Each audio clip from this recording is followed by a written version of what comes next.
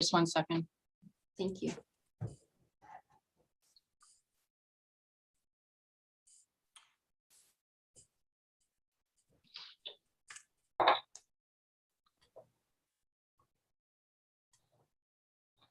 And we're live. And we are back. We are now at the delegations portion of the General Business and Finance Committee agenda. Please note that each delegation may speak for a maximum of 5 minutes. Our delegation tonight is Stephanie Hicks, Executive Director, and Ray Darchie, Chair of the Beansville Business Improvement Area, regarding the Downtown Bench Business Improvement Area's end-of-year presentation. The presentation is approximately 10 minutes. Prior to proceeding with the presentation, I will ask that council proceed with a majority vote to extend the speaking time for the delegation. I have the motion moved by Councillor Timmers that council extends the speaking time for the delegation from Stephanie Hicks, Executive Director, and Ray Darchie, Chair of the Downtown Bench Business Improvement Area, until the presentation is completed. I will now ask Madam Deputy Clerk to call out the vote. Thank you, Chair. Councillor Bernay, Yes. Councillor McPherson, Yes. Councillor McFlick, Yes. Councillor Pachariva, Yes. Councillor Reimer, Yes. Councillor Rajima, Yes. Councillor Russell, Yes. Councillor Timmers, Yes. Mayor Easton, Support. and Chair, that carries. Thank you, Madam Deputy Clerk, and Stephanie and Ray. Welcome, and thank you for your patience this evening. Please go ahead. Thank you, Counselor, and thank you for having us here this evening. Typically, we come to council and present to you generally in December at the end of the year on the year that we just had, you know, what we did, but nothing was typical about the year 2020. So here we are presenting most of our activities that happened in the year 2020 here to you in March of 2021. Next slide, please. So Happy New Year. This was our exact social media post that we had. We were ready to embark. We had our 2020 budget in place and our activities planned, and our downtown businesses did too. They had their marketing plans and what they wanted to accomplish for the year 2020, and the year 2020 had different plans. Next slide. So we had to pivot very quickly, and this is how we shifted the plan. Here are some initiatives that we launched to help our members and the community. First, we shifted online. Our website was updated with an active changing pandemic preparedness bar to assist our businesses with the latest COVID-19 information, resources, business promotions, and initiatives. We did release 12 of these pandemic preparedness throughout the year of 2020. And just recently, we have shifted more back into our engaging monthly newsletter, but we still always have at the end of the newsletter pieces that have to do with COVID-19 and how to assist our businesses. We did some direct to business recovery kits. These were distributed among the businesses. We offered them free to the businesses. At first, businesses contacted us for their COVID recovery kit, and then we ended up dropping them off to any business that did not receive one. Still to date in our office, we have some we ordered extra of those Please Stand 6 feet apart vinyl foot stands, and we've had quite a few businesses contact us needing replacements because they're getting a little worn out because people are using them and standing on those decals. So that definitely assisted our businesses. We launched a coloring contest where the winners could choose a $50 gift card to any business of their choice within the downtown. And we continue to advocate for the businesses during this time. We also do one-on-one calls with the businesses to determine the help and assistance they need. Marketing, we really had to amp up our social media marketing with COVID-related updates and promotions for our members. We launched a Love Local video. We did a lot of chalkboard art throughout the year. When patios were able to open, we focused heavily on patio posts to assist our restaurants. And we do continue to market the downtown and businesses with a Shop Local theme. Partnerships in 2020, we were able to partner with the town of Lincoln on their amazing shoplincoln.ca initiative and get our businesses on board. We partnered with the Lincoln Public Library and launched a scavenger hunt. The Ontario BIA Association has best practices calls every Tuesday and Thursday and have done so since March and continue to do so. And those are calls where you're online with another 80 executive directors, and we're all in the same similar situations and helping each other through and how to help our businesses. And we've been able to partner with TVTA and the Town of Lincoln Tourism on the hometown holiday promotion that you'll hear about later on this evening. Next slide, please. So what have we done? From a governance standpoint, we have created a new mission statement and vision for the BIA. We completed, which started in 2018, our constitution, and that was recently passed by this council at the end of 2020. Our board has implemented and passed our policies and procedures, and we have passed our 2021 budget. Next slide, please. Beautification. So beautification was we implemented a ton of beautification pieces for the year 2020. In addition to the 142 hanging baskets that already are hung around the downtown core, we were able to add 26 more baskets extending east and west on King Street, kind of in our, we still call it our new catchment area, but it's been our catchment area since 2019. In garden beds and flowers, we overhauled the garden bed outside the beer store in LCBO. We added 23 railing planters on King Street. These are hanging to the black wrought iron fencing on the home hardware side of the street. Here, the sidewalks are more narrow, so we're never able to place any of our barrels bloom planters here. So this was a great add-on to bring some color and attention to that side of the street. We added 5 oversized planters outside the Beamsville Town Plaza, also known as where the No Frills is, visually, so you can picture that. And we completed a hillside garden bed with our logo there alongside King Street, and the Town of Lincoln has a great logoed garden bed there as well. This was a great piece of green landscape canvas that we had a vision to implement some hillside garden beds, and we started that vision in 2020. Next slide, please. Perhaps our largest beautification piece and our heaviest investment into the downtown to date has been this incredible alleyway project that we embarked on. You can see there by the dates listed, the RFP was issued July 17th, 2020, and the alleyway was open for public use as of October 6th, 2020. So the goal here was to make this alleyway was pretty much a dark, kind of dingy, but it's a heavily utilized alleyway. And we wanted to make it a great, engaging, vibrant thoroughway from North Lane into the downtown core.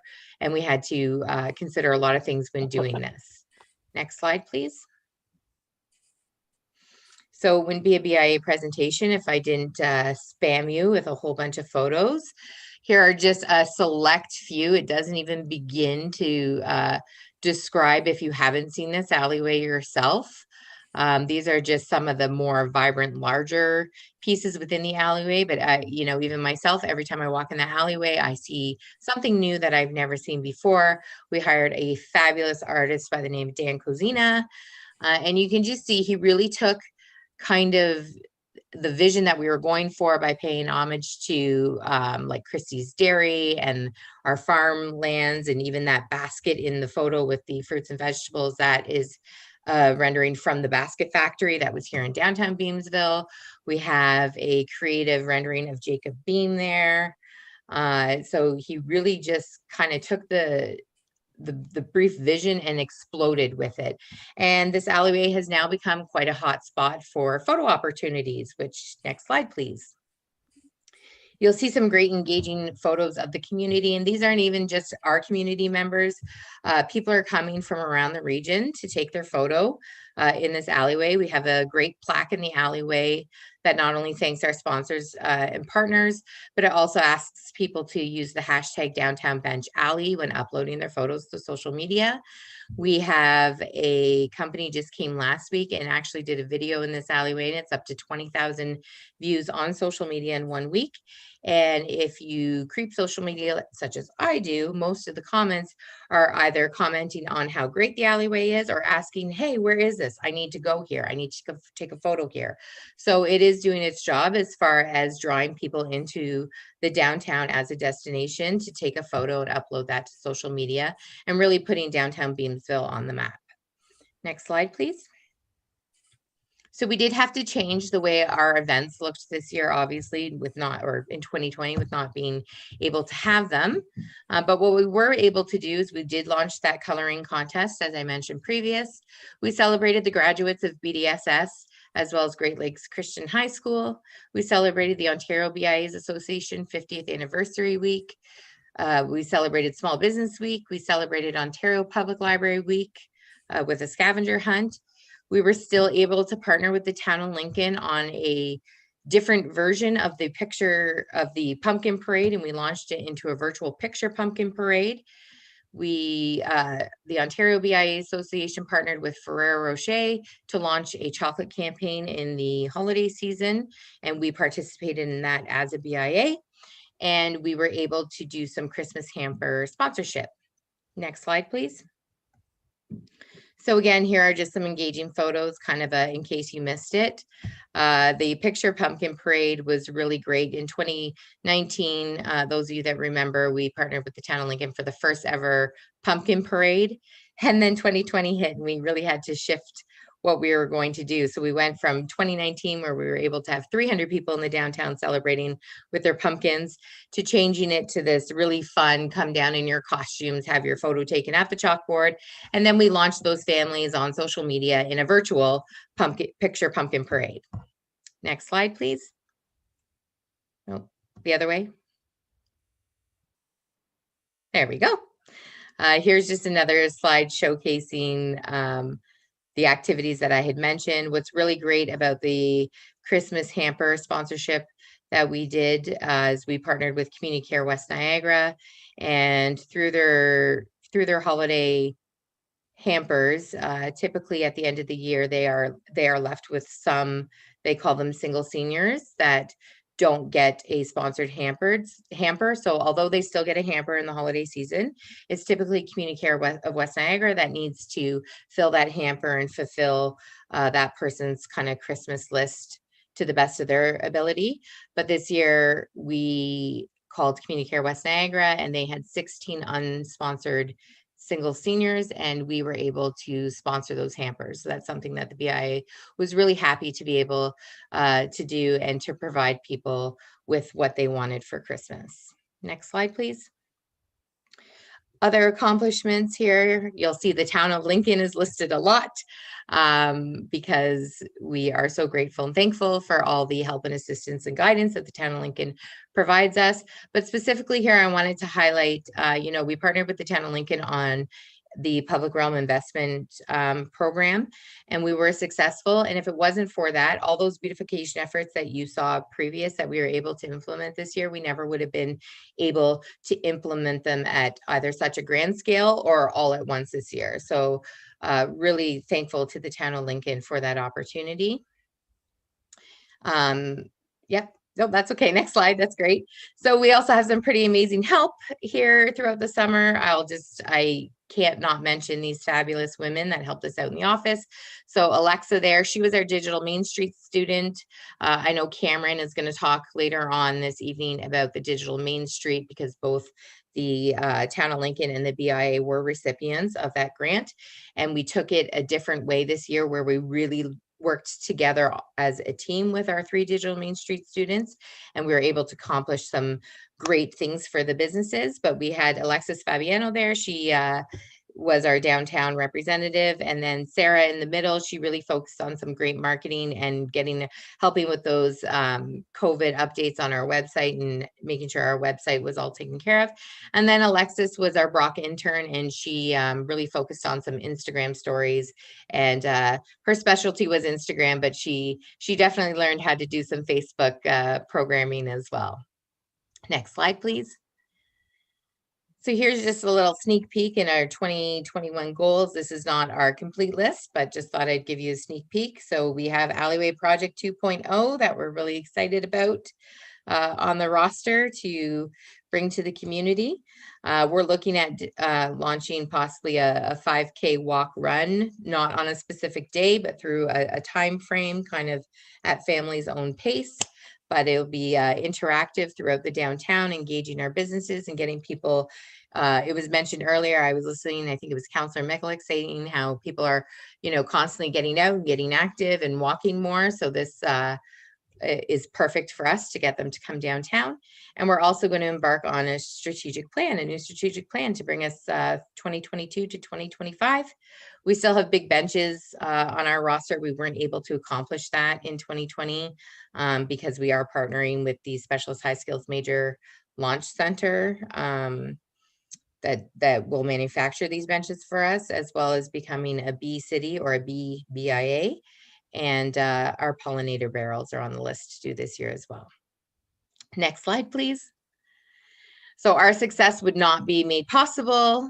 This is kind of our staircase to success. And we always start a project with a vision and then see who our partners could be. And quite often the town of Lincoln joins us on that second step to success. So we would not be nearly as successful. We wanted to thank the different departments within the town of Lincoln, especially community services under the Director McKay there, and economic development, tourism, and communications under Director Deaney. I work probably, weekly, if not daily basis sometimes with them. So very grateful and thankful that we have that support and guidance through the town of Lincoln. And you can see as we go up there from our partners to our plans, our goals, then action and success. Next slide, please. I think that was the quickest I've ever done a presentation. I hope I stayed within 10 minutes. And now I leave it to you, Council, for any questions you may have. Thank you, Stephanie. Do we have any words of wisdom from the chair? I don't know if there are words of wisdom, but I want to thank the town and everybody there for their support. Without it, I don't think we could be as successful as we are. It was a difficult year, but we engaged and looked at it as a challenge, and I think we accomplished quite a bit, even with these challenges. And we look forward to this year being even more successful and creating more opportunities for our businesses downtown. And thanks again for allowing us to present this evening. Thank you, Ray. Thank you, Stephanie. And I'm going to turn it over to the council now for any questions or comments. So it looks like we have Councillor Timmers. Councillor Timmers, go ahead. Thank you very much, through you, Chair. Stephanie, I don't really have any questions for you, but I just have a couple of comments. I'm just always so impressed with everything I see happening. It's just fantastic. And the alleyway project is just, I'm so excited about that still. And when I see pictures of it, it's just absolutely beautiful. And I remember walking through that dull, dingy, scary alley, and it is now absolutely gorgeous. And I cannot wait to see the second alleyway project. So that made me really excited. So looking forward to it. You mentioned there was a film of the alleyway that somebody posted. Just wondering if you could send the link or let us know the link. I would like to see that. So anyway, thank you very much to both of you for being here tonight, and well done. Thank you. You need to clone you. Thank you. Through you, Chair. I will definitely send that link to all of council for sure. Great. Thank you. Thank you, Councillor Timmers. I believe it was Councillor Russell, or did you just pull your name down or your hand down? You're done. Next, Madam Deputy Clerk Is Councillor Rajima. Councillor Rajima. Go ahead. Thank you, Mr. Chair. I just want to talk about the alleyway for a second. It's so vibrant and so beautiful, and I see it as, there's so much going on in the town of Lincoln. It's a result of all the great partnerships and support, as all the people that you mentioned, economic development and the BIA, and it's just there's so much energy and so much excitement, and there's so much to be thankful for. And I see that alleyway as a visual depiction of a manifestation of all the good things that are happening.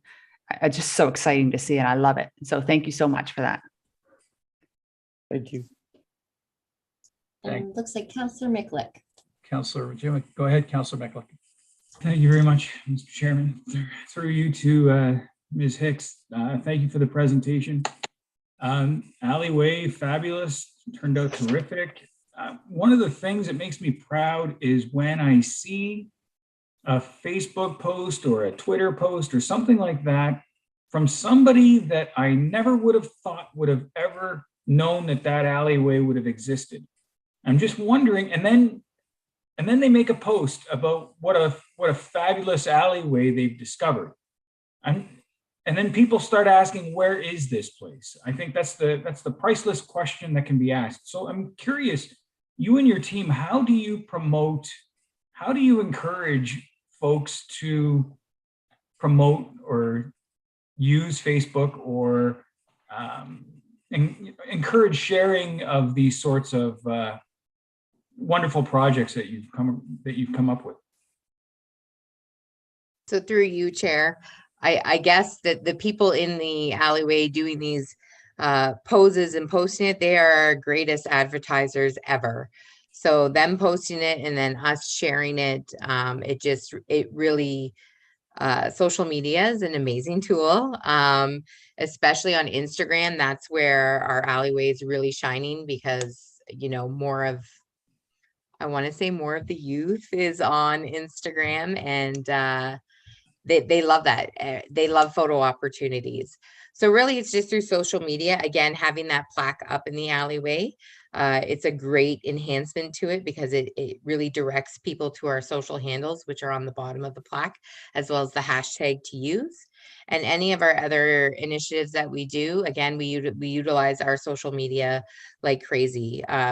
More locally, like through our newsletters and our businesses, we communicate a lot through our newsletters.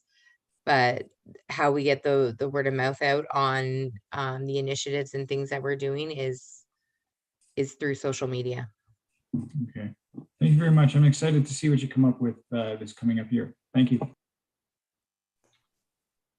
Okay, seeing no other questions, I just wanted to make excuse me, comment. Yeah, I know there's only a limited amount of time to present, but there was, I think, a very valuable initiative for Family Day weekend that the BIA partnered with a bunch of businesses and pulled off. That was very popular, and that is the Family Day together thing with the popcorn and the pizza and whatever it was that we had those folks take up. And I think we had, correct me if I'm wrong, Stephanie, 50 tickets or 50 opportunities, and they were snapped up, you know, within a few hours. So another very creative initiative. Again, I echo the other councilors' comments that you know, it is you know, building out a vibrant downtown, and it's working. So congratulations to you and to the chair and all the board. You know, I personally know the board is very engaged and you know, shows up for monthly meetings and has a lot of ideas and a lot of energy. So you know, it's really working out nicely. So that said, there being no further questions of the delegation, I have a motion moved by Councillor Pachariva. The council receive and file as information the following presentation and delegation: Stephanie Hicks, Executive Director, and Ray Darchie, Chair of the Downtown Bench Business Improvement Area, regarding the Beansville Business Improvement Area's end of year presentation. I will now ask our Deputy Clerk to call out the vote. Thank you, Chair. Councillor Bernay, Yes. Councillor McPherson, Yes.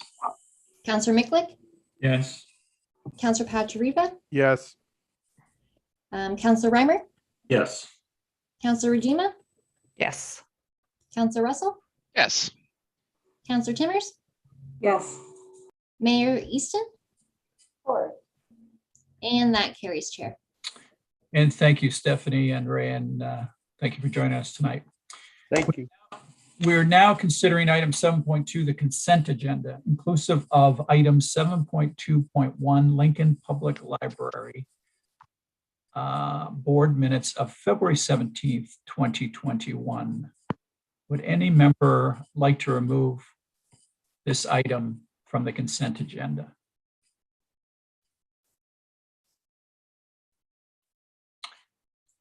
Seeing none. Seeing none.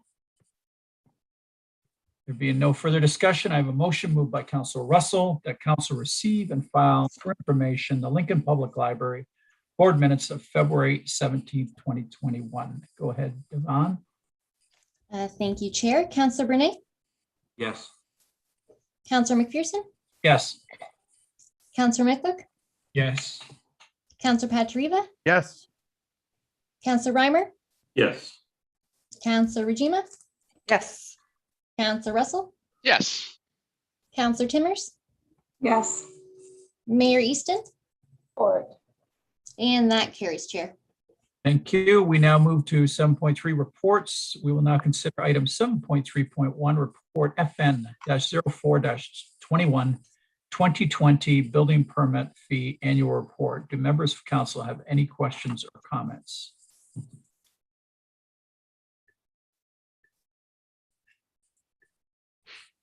Seeing none, there being no further discussion, I have a motion moved by Councilor Timmers to receive and file the 2020 building permit fee annual report. I will now ask our deputy clerk to call out the vote. Thank you, Chair. Counselor Brunei, Yes. Counselor McPherson, Yes. Counselor Micklick, Yes. Counselor Patriva, Yes. Counselor Reimer, Yes. Counselor Regima, Yes. Counselor Russell, Yes. Counselor Timmers, Yes. and Mayor Easton. Thank you. That carries, Chair. Thank you. We will now consider item 7.3.2, report FN-08-21 2020 council remuneration. Do members of council have any questions or comments?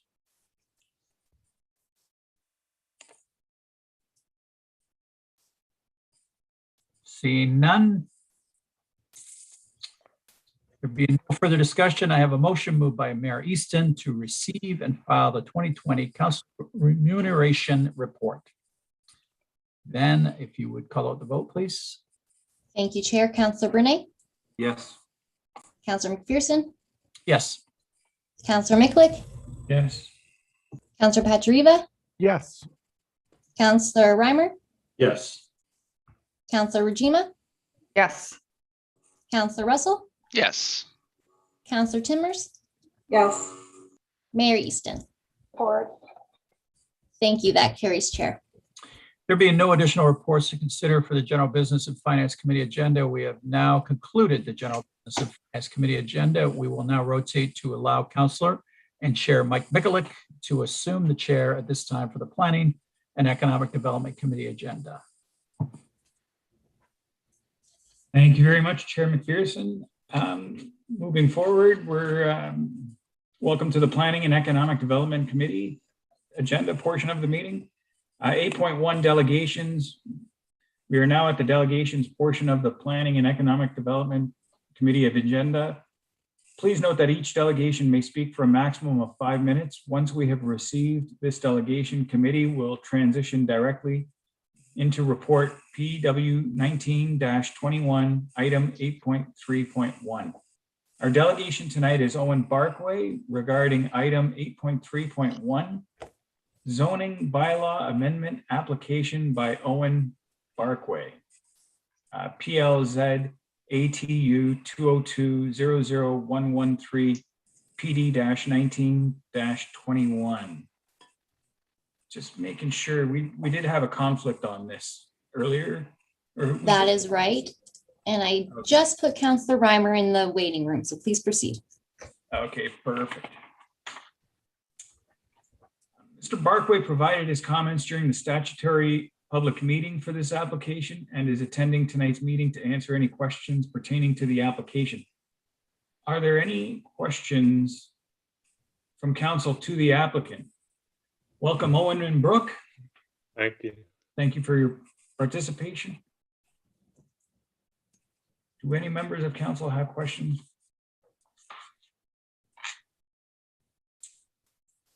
Okay, I don't see any.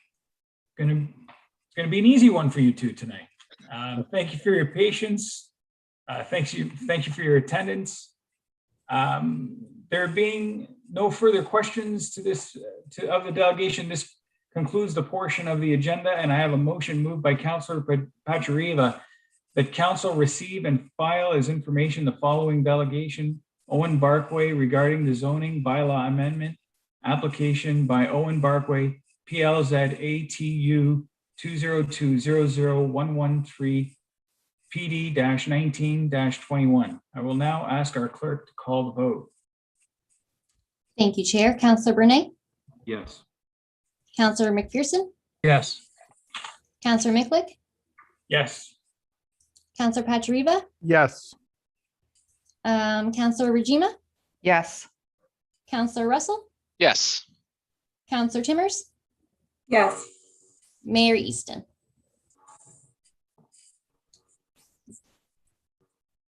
Thank you. That carries, Chair. Okay, perfect. Thank you, Owen and Brooke, for your patience and for attending tonight's meeting. Thank you. We will now consider item 8.3.1, report PD-19-21 zoning bylaw amendment application by Owen Barkway, PLZ ATU 202-00113. Do members of council have any questions or comments?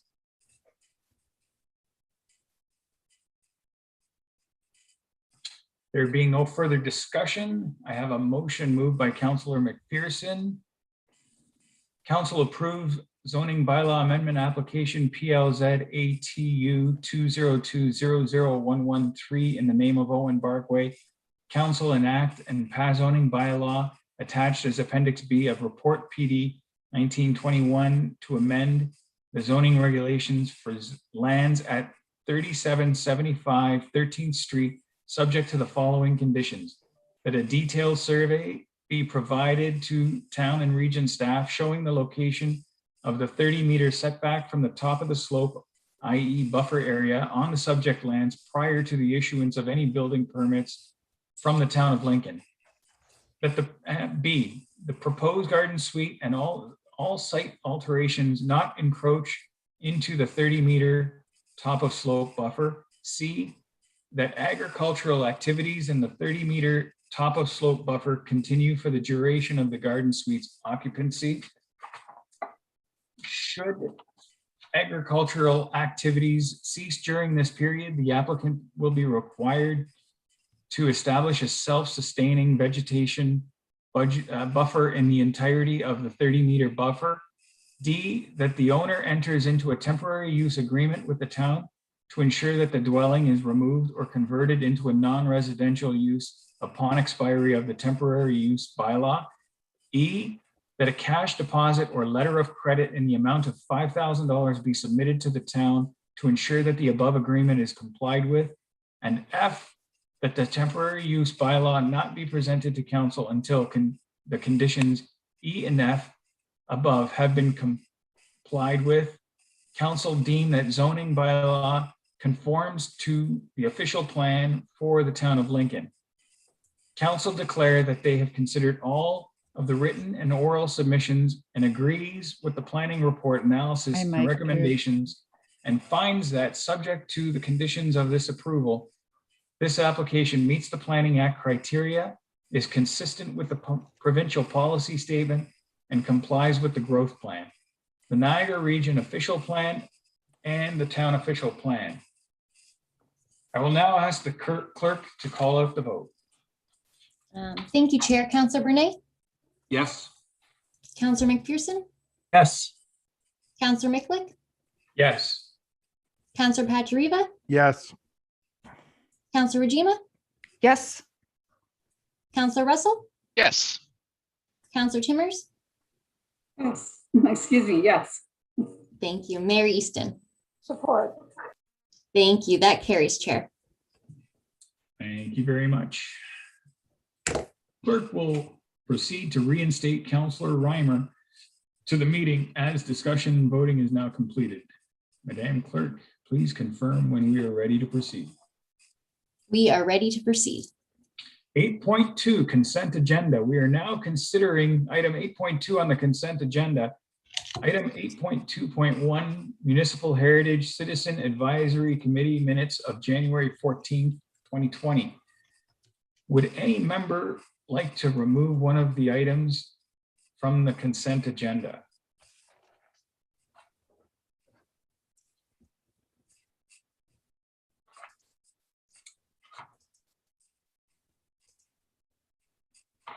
I don't see any.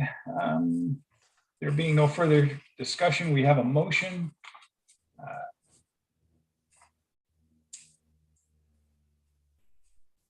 Who do we have? Oh, I have a Councillor motion Brunet? moved by Councillor Brunet. Councillor Brunet. I will now, that council receive and file for information the Municipal Heritage Citizen Advisory Committee minutes of January 14th, 2020. I will now ask our clerk to call out the vote.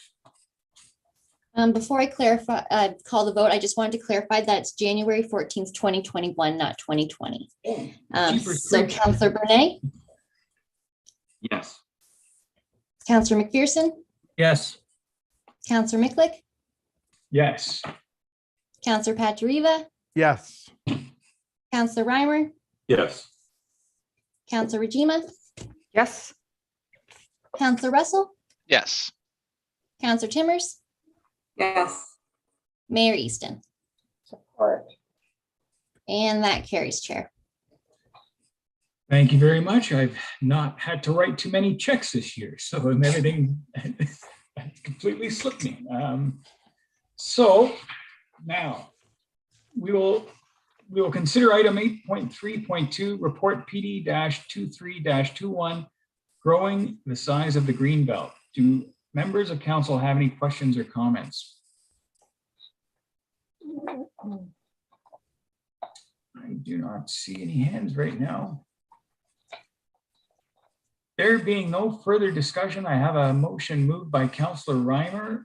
Council received report PD-23-21 regarding the Ministry of Municipal Affairs and Housing's growing the size of the Greenbelt proposal, and council directs staff to submit this report to the province as the Town of Lincoln's comments to the Environmental Registry of Ontario, and council directs staff to forward a copy of this report to the Niagara region. I will now ask the clerk to call out the vote. Thank you, Chair. Councillor Brunet, Yes. Councillor McPherson, Yes. Councillor Micklick, Yes. Councillor Patriva, Yes. Councillor Reimer, Yes. Councillor Rajima, Yes. Councillor Russell, Yes. Councillor Timmers, Yes. Mayor Easton. Support. And that carries, Chair. Thank you very much. We will now consider item 8.3.3, report 80-04-21, communications and community engagement update, spring 2021. The Director of Economic Development and Communications and Manager of Communications will be providing a presentation. The presentation is approximately 15 minutes. Prior to proceeding with the presentation, I will ask that council proceed with a majority vote to extend the speaking time. I have the motion moved by Councillor McPherson that council extends the presentation time until completed. I will now ask our clerk to call out the vote. Thank you, Chair. Councillor Brunet, Yes. Councillor McPherson, Yes. Councillor Micklick, Yes. Councillor Patriva, Yes. Councillor Reimer, Yes. Councillor Rajima, Yes. Councillor Russell, Yes. Councillor Timmers, Yes. Mayor Easton. Support. Thank you. That carries, Chair. Thank you very much. Paul, Liliana, All the right. floor is yours. Thank you, Sorry. Chair Micklick, and I'm going to quickly turn it over to Liliana to walk through her presentation. I know our Deputy Clerk is going to bring it up on screen, but just quickly wanted to make a couple comments in regards to Ms. Busnello sort of, joined us only a few short months ago and has really jumped in hard and worked very closely with both our colleagues here at Town Hall, but also our private sector, businesses, and stakeholders in the community to really communicate and support us throughout the pandemic and such. So I know she's got a great presentation. Going to turn it over to her and looking forward to any questions at the end. Thank you, Chair. I'm sorry to interrupt you. I'm just going to jump in and ask that I have a mover to extend the meeting past 10 o'clock because Liliana, your presentation is going to go past 10. Councillor McPherson? And can I just get a majority vote of hands on that? And the motion is that council extend beyond 10 to finish any unfinished business. Thank you very much. And I will just share my screen for you, Liliana. Thank you. Thank you. There you go. Very good. Thank you very much. And good evening, Chair Mikulik and members of the Committee of the Whole. I'm here to present an update on our communications and community engagement activities, and just to look ahead to the development of a corporate communications strategy into 2021. I'd just like to take a moment, thanks, Deputy Clerk.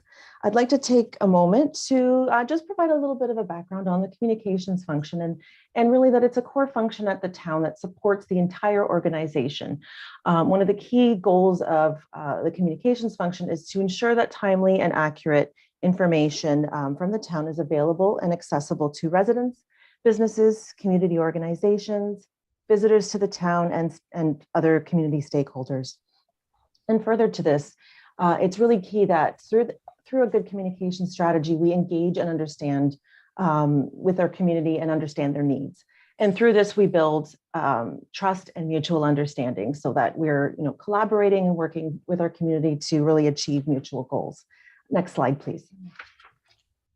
Our communications function really aligns with our council priorities, and specifically through the goals of increasing public knowledge through education and promotion of Lincoln's services, programs, and initiatives, and by enhancing citizen engagement and participation in identifying public service improvements to bring out greater transparency, accountability, and social inclusion, resulting in tangible improvements to people's lives. Next slide, please. So I'm just going to provide a little bit of a recap of 2020, some of the initiatives and special projects that were focused on community resilience, recovery, and the opportunity as well to celebrate a really special event in Lincoln's history through our 50th anniversary. So here are just a few samples of some of the products that we developed to promote some of these really important things that were happening. It really ran the gamut from emergency communications through the pandemic to celebrating the community. Next slide, please. And one of the things that we really looked to do in 2020, and which will continue into 2021, is diversify the way that we're communicating and engaging with the community. So what we did in 2020 for the 2021 budget was something that we've, many communities have abandoned really the outreach directly through a mailer, but we've gone back to reaching people through a variety of methods. Digital is going to be, is really the future. It's the present and the future, but there are still a lot of people who prefer to engage with us and get information through print. So what we found was through doing a direct mailer for the budget 2021 budget engagement survey, we really saw a vast increase in the participation levels, up from a significant amount from 202 in 2019 to almost 400 in 2020 for our 2021 budget. And some of the things that we've initiated is doing virtual town halls and ward meetings and PICs specifically through digital communications. So, we're pivoting, where we would have done things in person in the past, we're now looking at digital methods, and we're expanding back to doing print methods. So it's really about using the whole toolbox available to us to reach the community. And I referred to some of the initiatives and special projects that we really highlighted, and I'll let the economic development team talk about shoplincoln.ca in more detail, but really that goes back to how communications really supports the whole community and really the gamut of the projects and the service areas across the town. Next slide, please.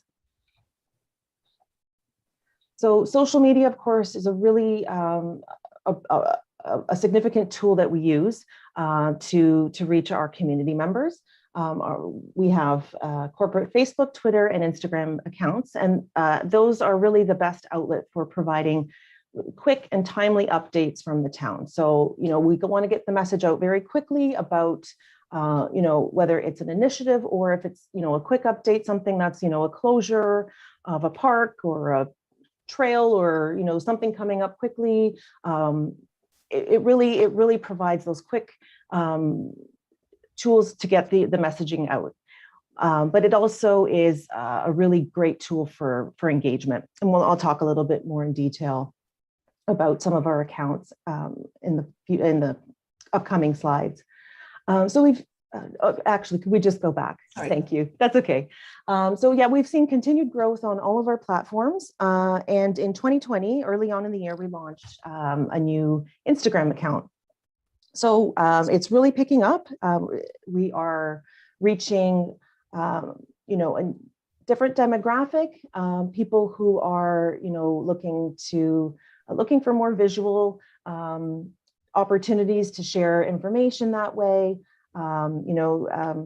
Ms. Hicks provided some great slides on the alleyway and some of the beautiful, artwork that people are really attracted to, and that's kind of something that we wanted as a town. We want to dovetail from.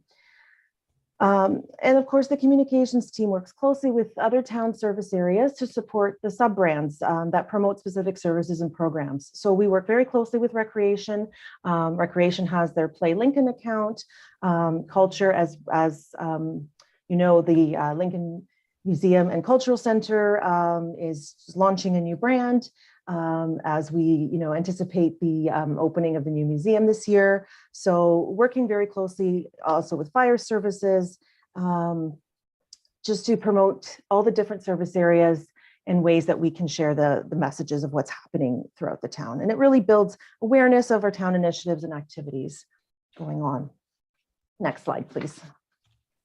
So I won't get into too much detail about some of the stats. There's a lot of great information here, but I do want to sort of look at the three tools, the three accounts, platforms that we're using. So we've got Twitter, which really, when you look at how these accounts perform, Twitter is where we do a lot of information sharing. So it's where we've got, opportunities to share content, get those quick messages out. We have seen quite an increase from the previous year. So really all of our platforms are growing in terms of followership. We've got some stats here about some best performing tweets. A lot of them in 2020 were really related to the pandemic, which is not surprising, as we really took to our social media platforms to share these important messages and to really foster community cooperation and pride and solidarity in a very difficult time. If we could go to the next slide, please. Thanks.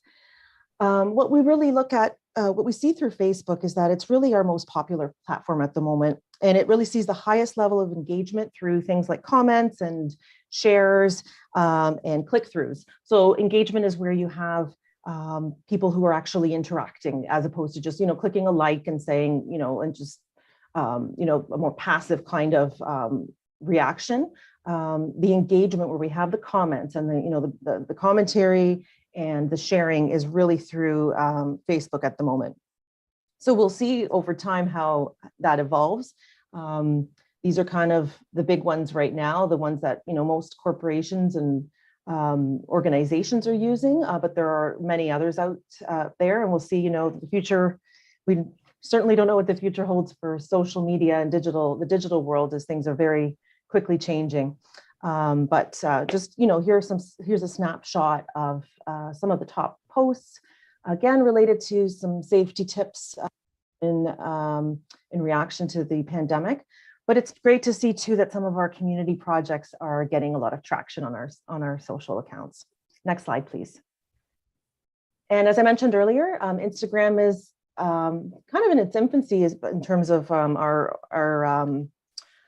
use of the platform, just shy of a year old. So I will look to share a little bit more information on, the growth rate and sort of, year to year later on in the year. But really, we're seeing an average of 140 new followers each month. And, the activity is really picking up. There's quite a bit of, we've got pretty good numbers for engagement and likes. And, there was a post with 170 likes, which is quite good. So, again, interest in the community and, some of the initiatives happening here at the town. Next slide, please. So Lincoln.ca is our really continues to be our key source of information for council priorities and initiatives, projects, and events. We see continued increases through our analytics of the website, up from just over 400,000 to just over 500,000. And in 2020, we saw that the top 3 pages were the homepage and careers. Well, those are the top 2, which are kind of standard for most websites. Careers is usually quite frequently visited page.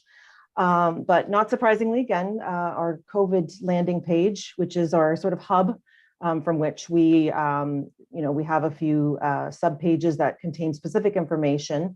But that landing page is really the top page in terms of content. Next slide, please. So again, there's still continued growth, and I think that the growth of our visits to the webpage really reflects the community's growth and just more and more interest in what's happening at the town. Again, not surprising that we had quite a spike if you look at the chart sort of at the bottom of the slide here. Right at the beginning of the pandemic and the first shutdown, people were really, thirsting for information on what was happening and how the impacts on the community from the town's perspective, and shutting down programming and facilities. It was, and even at the time, parks and playgrounds were, there were some limitations on what people could do, even more so than our current situation. So it was quite, Lincoln.ca was really the place where people were looking for that source of information. We can move on. Thanks. Okay, so now we'll look ahead at some of the key areas of focus for the rest of the year and moving forward. These are really the areas that are going to form the foundation of the corporate communication strategy. You're going to probably see some overlap with some of the areas, but it really helps to to categorize in order to focus some of our efforts. And so we'll be coming back to council at a later date, really to formalize what the strategy is. But in the meantime, here are some of the ways that we will focus our communications efforts, and some new things coming up as well. Next slide, please.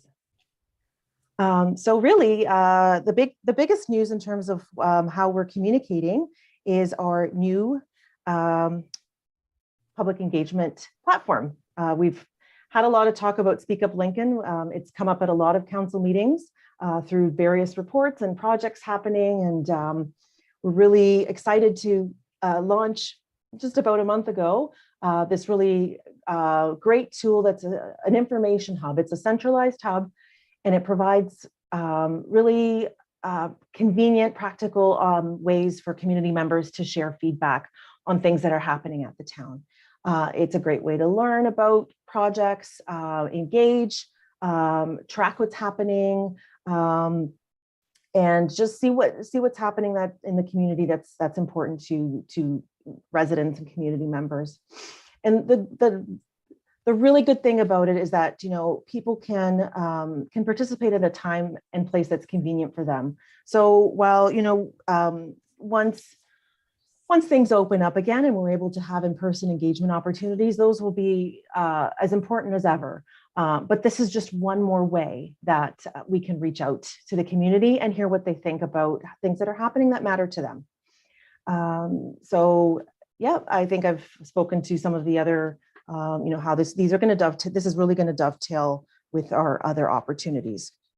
So, the platform's still fairly in its infancy, and we're going to continue to grow and build on it. We've got a few projects that are live on the site. We've got a few more that are really coming up in the next little while that are really key community projects, and projects that are supporting infrastructure. We talked about on-demand transit earlier. That's been identified as a great project in conjunction, cooperation with Niagara region. So, looking to promote and get feedback from the community on how that service is, serving them well, and any ideas that they might have for any improvements or changes. And, that's how, that's the beauty of this kind of a platform. So next slide, please. Thanks. Okay. So while a platform like Speak Up Lincoln is, a great digital tool, we were going to continue to provide to offer a comprehensive approach to community engagement and outreach. And I spoke to this earlier in reference to the budget mailer. We're looking at more opportunities to continue to use direct mail, newspaper notices, and as well as e-newsletters. So really that combination of those digital and print, online tools, different ways to reach people so that we can really get the message out to the community and engage. So we're looking at really updates that are going out to the community 4 times a year, 2 mayor's updates, and as well as councillor and ward newsletters that are delivered to residents across Lincoln. And the other thing that we'll look at is really specific community updates that are relating to projects that affect residents and stakeholders more directly. Things like, it's come up in previous meetings about projects such as the Jordan Village Improvement Area, parks projects, these kinds of development and infrastructure projects that will reach those residents and stakeholders that are really more directly impacted by those projects. As well, we'll continue to provide updates to the rest of the community on those projects, because they really do impact the whole community. But just looking at different ways that we can reach people according to their needs and their, and how they're affected by what's happening. So really, we're looking at Speak Up Lincoln to become the main hub, and that's what we're going to grow the site to become. Next slide, please. I'd like to take just a moment to talk about the Lincoln brand. Branding is kind of one of those things that are hard for some people to pinpoint, but really it's about who we are as a community and positioning ourselves to see how we set ourselves apart. I know there's going to be a little bit more talk about this in relation to tourism a little bit later on, but I just wanted to bring it up as a really key tenet to a communication strategy.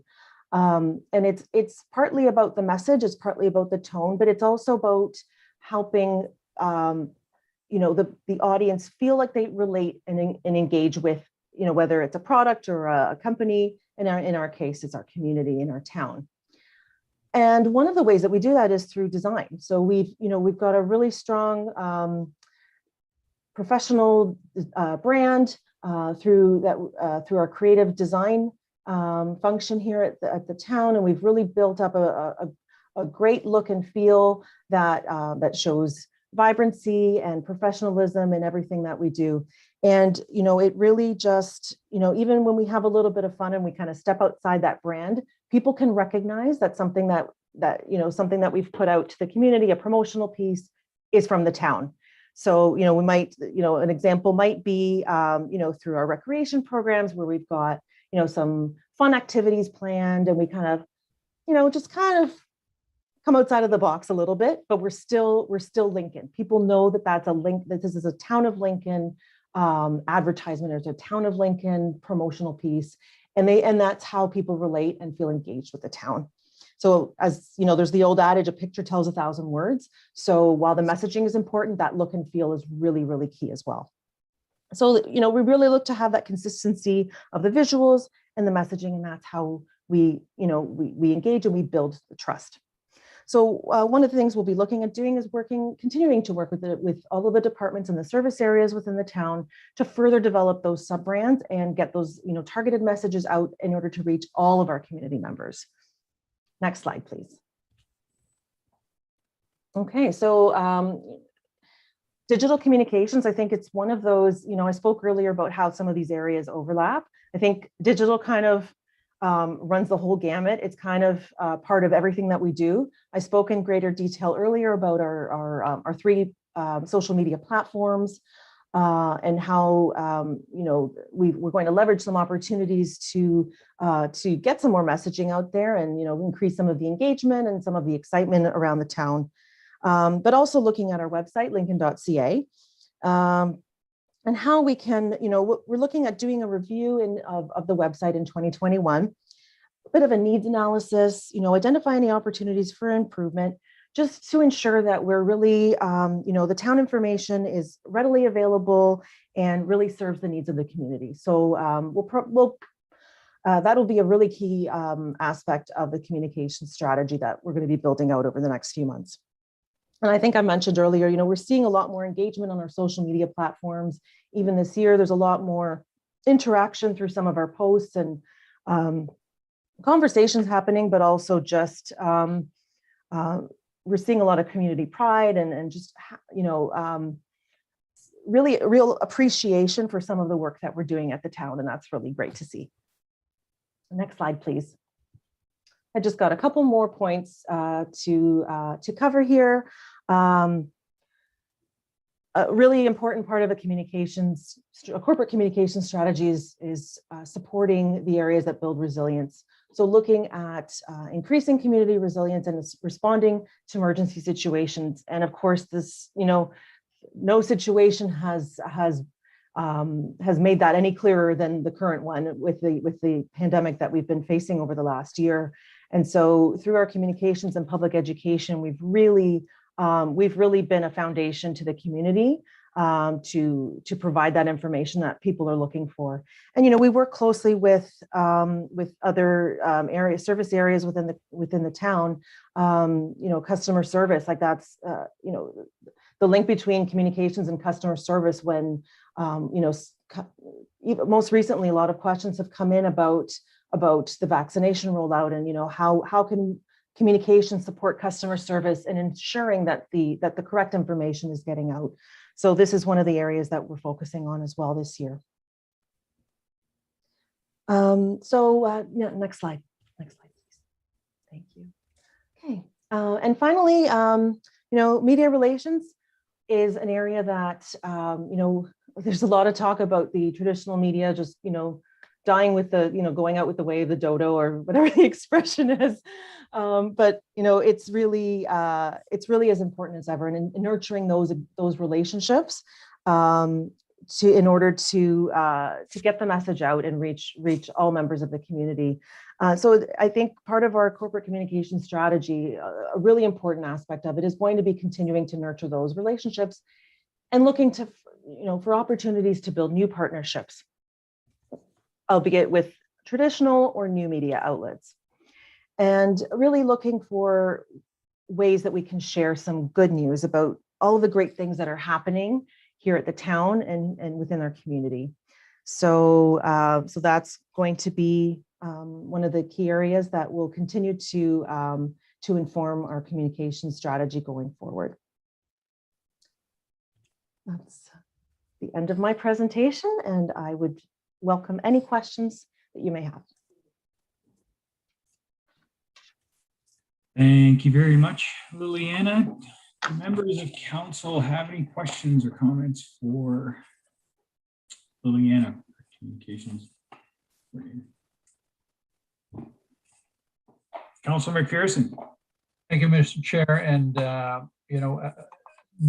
certainly I like what's coming out of the communications team, and particularly as it applies to reaching those residents that may not be computer savvy. The initiatives that Liliana you're taking on to get the word out, whether that's through mailing newsletters or mailing notices when it's appropriate. We certainly don't expect everything will be mailed, but I really do think that was a missing part of what we were doing from a communication standpoint.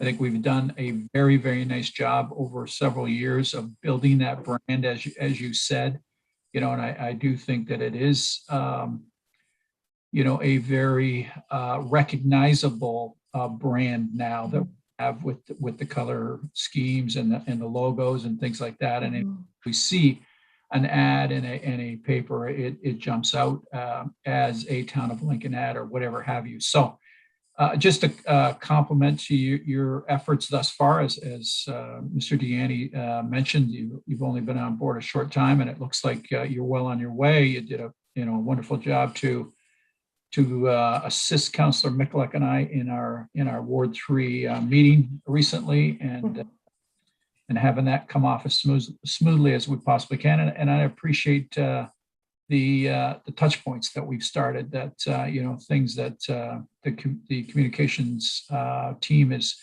looking at, working on, and anything that the ward councilors can bring forward to improve our communication. So just a comment around the fact that I really think we're moving in the right direction, and I think we are reaching out to all residents in one form or another, or in one platform or another. Excuse me. And I think that we always feel that there are a certain number of residents that may not be listening, but it's up to them to listen or not. So again, congratulations thus far. Look forward to the strategy, and we would have a written documented patient strategy. So look forward to that. So those are my thoughts tonight, Mr. Chair. Thank you. Thank you, Councillor. Thank you very much, Councillor McPherson. Councillor Russell, I see your hand is up. Yep. Thank you, Mr. Chair, through you to Liliana and to Paul. Again, just want to echo Councillor McPherson's sentiment. Again, there's been a great amount of improvement and engagement, not only amongst staff, but amongst council and amongst the residents over the last little while since Liliana, you've come on board, and under Paul's tutelage. Again, I think you guys make a great team, and again, we're seeing great things. I'd be remiss if I didn't say that I'm shocked, not shocked, that the council page didn't make the top 10. I'm sure it was just in there at number 11. But I know during some of our touch points, we've talked about some of the things that are going to be upcoming, and they're all very exciting. But I'm just wondering if there is any, what the plans are for the Lincoln.ca website, and how that might be rejigged down the road. I know Paul has kind of give us a few little tips on things that may be coming down the road that are very enticing, but I'm just wondering about Lincoln.ca, see if there's anything there that we do get a lot of concerns and questions about the usability from residents, in particular with bylaw searching. I know it happens to me all the time. I usually get fed up and just email somebody, but that's not something that a lot of the residents might be interested or able to do. So just any thoughts on that? Okay. Through you, Mr. Chair, to Councillor Russell, thank you for your question. Yes, I know that it's a discussion that we've had with members of council, and in our individual discussions, and we're quite aware that there's some comments on the interface and the searchability of the website. So those are areas, as well as the content management system. And I won't get into too much detail about that, but just looking at whether what we can do within our existing platform, and really investigating ways to make some improvements to those areas, because they have been identified as maybe some areas for improvement, and just exploring options, whether it's improvements to the existing site, or looking at some other options to migrate to a new platform. The door's open, and we're going to explore those options, and that's something that we'll come back to council within the strategy within later on this year. Yeah. Okay. I hope that answers your question, Councillor. It does. Thank you very much. Thank you. Thank you very much, Councillor Russell. I see Mayor Easton has her hand up. Thank you very much, Mr. Chairman. Well, I just can't believe, Liliana, that you've been here in such a short period of time. It seemed to me that you weren't in the building 48 hours and you had a little crisis for you to deal with. So thank you for all the responses that you've put forward in the last, how many months is it? 4. I can't believe it. 4.5. But I want to add to your evaluation and say that you do bring a very good feel to the town. And I think that's what a number of the councillors are talking about. And your work is very service focused and your work is not political. But your service focus also removes a good deal of the political nature out of council communication, which leaves us to be in that really sweet position of enhancing and reinforcing our collective decisions, because that's really where it matters. And so what they're getting from you then is accurate, complete information that makes us all look really very good. So I want to thank you very much for that, because it's really important. And I think having council intentions and decisions expressed in all the different ways that you are expressing it is really important. So having said that, how do you measure your success? Have you thought about that? Because I don't want your head to be any bigger than it probably already is. You're obviously enjoying it. Wasn't on the report, but go ahead, Lily. How would you like to answer that one? Well, through you, Mr. Chair, to Mayor Easton. Oh boy, my brain, 10:15 in the evening. I know, but I mean, I think any good, corporate communication strategy really is anchored on measurable goals. So really looking at, it's not just about outputs; it's about outcomes. So it's really, are we reaching? Are we building awareness? Are we educating people? Are we engaging people? Are people telling us not just what we want to hear, but what matters to them? And then, are we incorporating that feedback into what we do? So I think that's really how I measure success of a communication strategy is really how do we set out those goals and what are we looking to achieve, and then really responding, looking at, have we met those goals that we've set out? And there's specific goals, are we looking at, do we want more engagement through our social media platforms? Do you want to have more people involved and engaged in what we're doing? And so actually having those measurable targets is really important, but it's also whether people are hearing the message. So we talk about educating people, you can look at whether some of those messages are picked up. So we're sharing that, Mayor, you referred to some accurate information. Are people sharing accurate information? Then we know that we've shared the message and it's really come through to those who really need to hear hear what's happening and have that source of information. So I think there's the quantitative, the qualitative, and looking at, achieving the goals that we set out through the strategy. Thank you very much for that. And I also want to say that the weekly reports that they're getting, and these may very well be, maybe the CAO is doing all this on his own. I have no idea. But, if you want to look at last week's, just as an example of information that we're getting, I don't know whether we're unique. I'd like to think that we probably are, but there's just a ton of really valuable information in there that sets us up in a really good position to respond to people. So thank you for that as well. And thank you. And through you, Mr. Chair, to Mayor Easton, I work very closely with our emergency management coordinator on compiling that information and just sharing it and ensuring that the most relevant information goes to council. So again, working with all of the departments to get all of that information out. And I've talked a lot about external,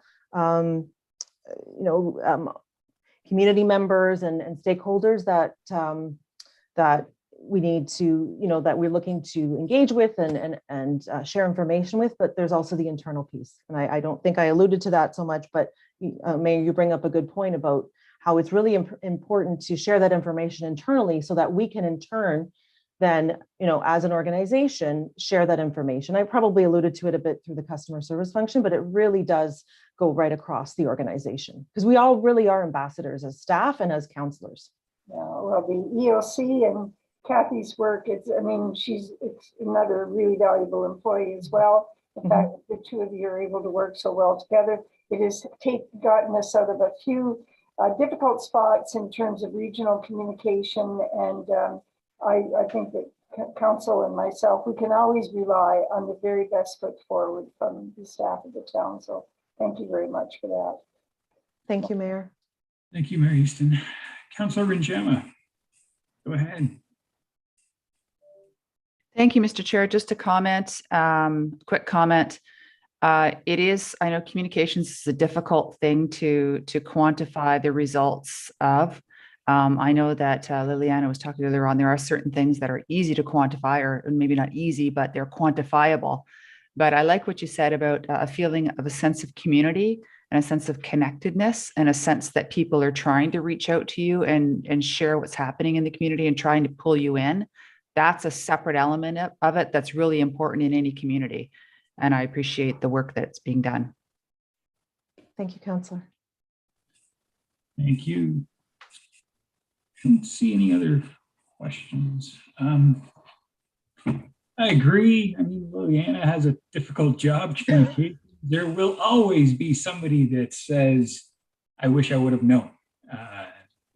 I think as long as there's going to be a council there or a municipality, there will be somebody in that town that wishes they would have known. However, with Liliana, I truly sense that if she does hear this, she will, as she says, as she quoted, room for improvement. She will try to find a way to get that message to that person that didn't find out. It's appreciated by council. So. Thank you, Councillor. You're welcome. There being no further discussion, I have a motion moved by Councillor Pachariva that report AD-04-21 and the 2021 work plan regarding the Town of Lincoln's communication and community engagement work plan final report be received for information. I will now ask the clerk to call the vote. Thank you, Chair. Councillor Brunei, Yes. Councillor McPherson, Yes. Councillor Mickwick, Yes. Councillor Pachariva, Yes. Councillor Reimer, Yes. Councillor Ujima, Yes. Councillor Russell, Yes. Councillor Timmers, Yes, Mayor Easton, support. and that carries, Chair. We will now consider item 8.3.4, report 80-05-21, economic development update, COVID-19 recovery, 2020 review, and 2021 work plan. Director of Economic Development and Communications and Tourism and the Economic Development Assistant will be providing a presentation. The presentation is approximately 15 minutes. Prior to proceeding with the presentation, I will ask that council proceed with a majority vote to extend the speaking time. I have a motion moved by Councillor Timmers. Show of hands. Oh. We have a majority. Perfect. Okay. Paul and Cameron, go ahead. Please go ahead. Thank you, Chair Micklick, and good evening, members of council. And I hope the goal this evening is to actually come in under those 10 minutes. So Chair Micklick, I hope we meet that expectation. And I promised the CEO I'd be as incredibly brief as possible.